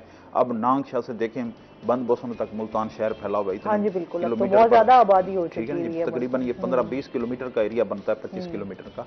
तो इस एरिया के अंदर आपने उसका इसी तरीके से उसका फैलाव देख लें कि इधर कासिम बेला और वहां से टकरा के और कहां तक जाता है। तो इसी तरीके से ये जो इतना हमारा जो शहर फैला हुआ है और या दीगर शहर बड़े फैल रहे हैं, तो इसकी जो जदीद हमें टेक्नोलॉजी में जाना चाहिए। सेफ सिटी अपनी जगह पर है, लेकिन जो बुनियादी तौर पर पुलिस की वर्किंग का रोल है ना जी, हमें वो बदलना चाहिए। फिर लोग उसको बासानी, जब वो टेंशन में नहीं होंगे ना जी, तो लोगों को हेल्प भी करेंगे।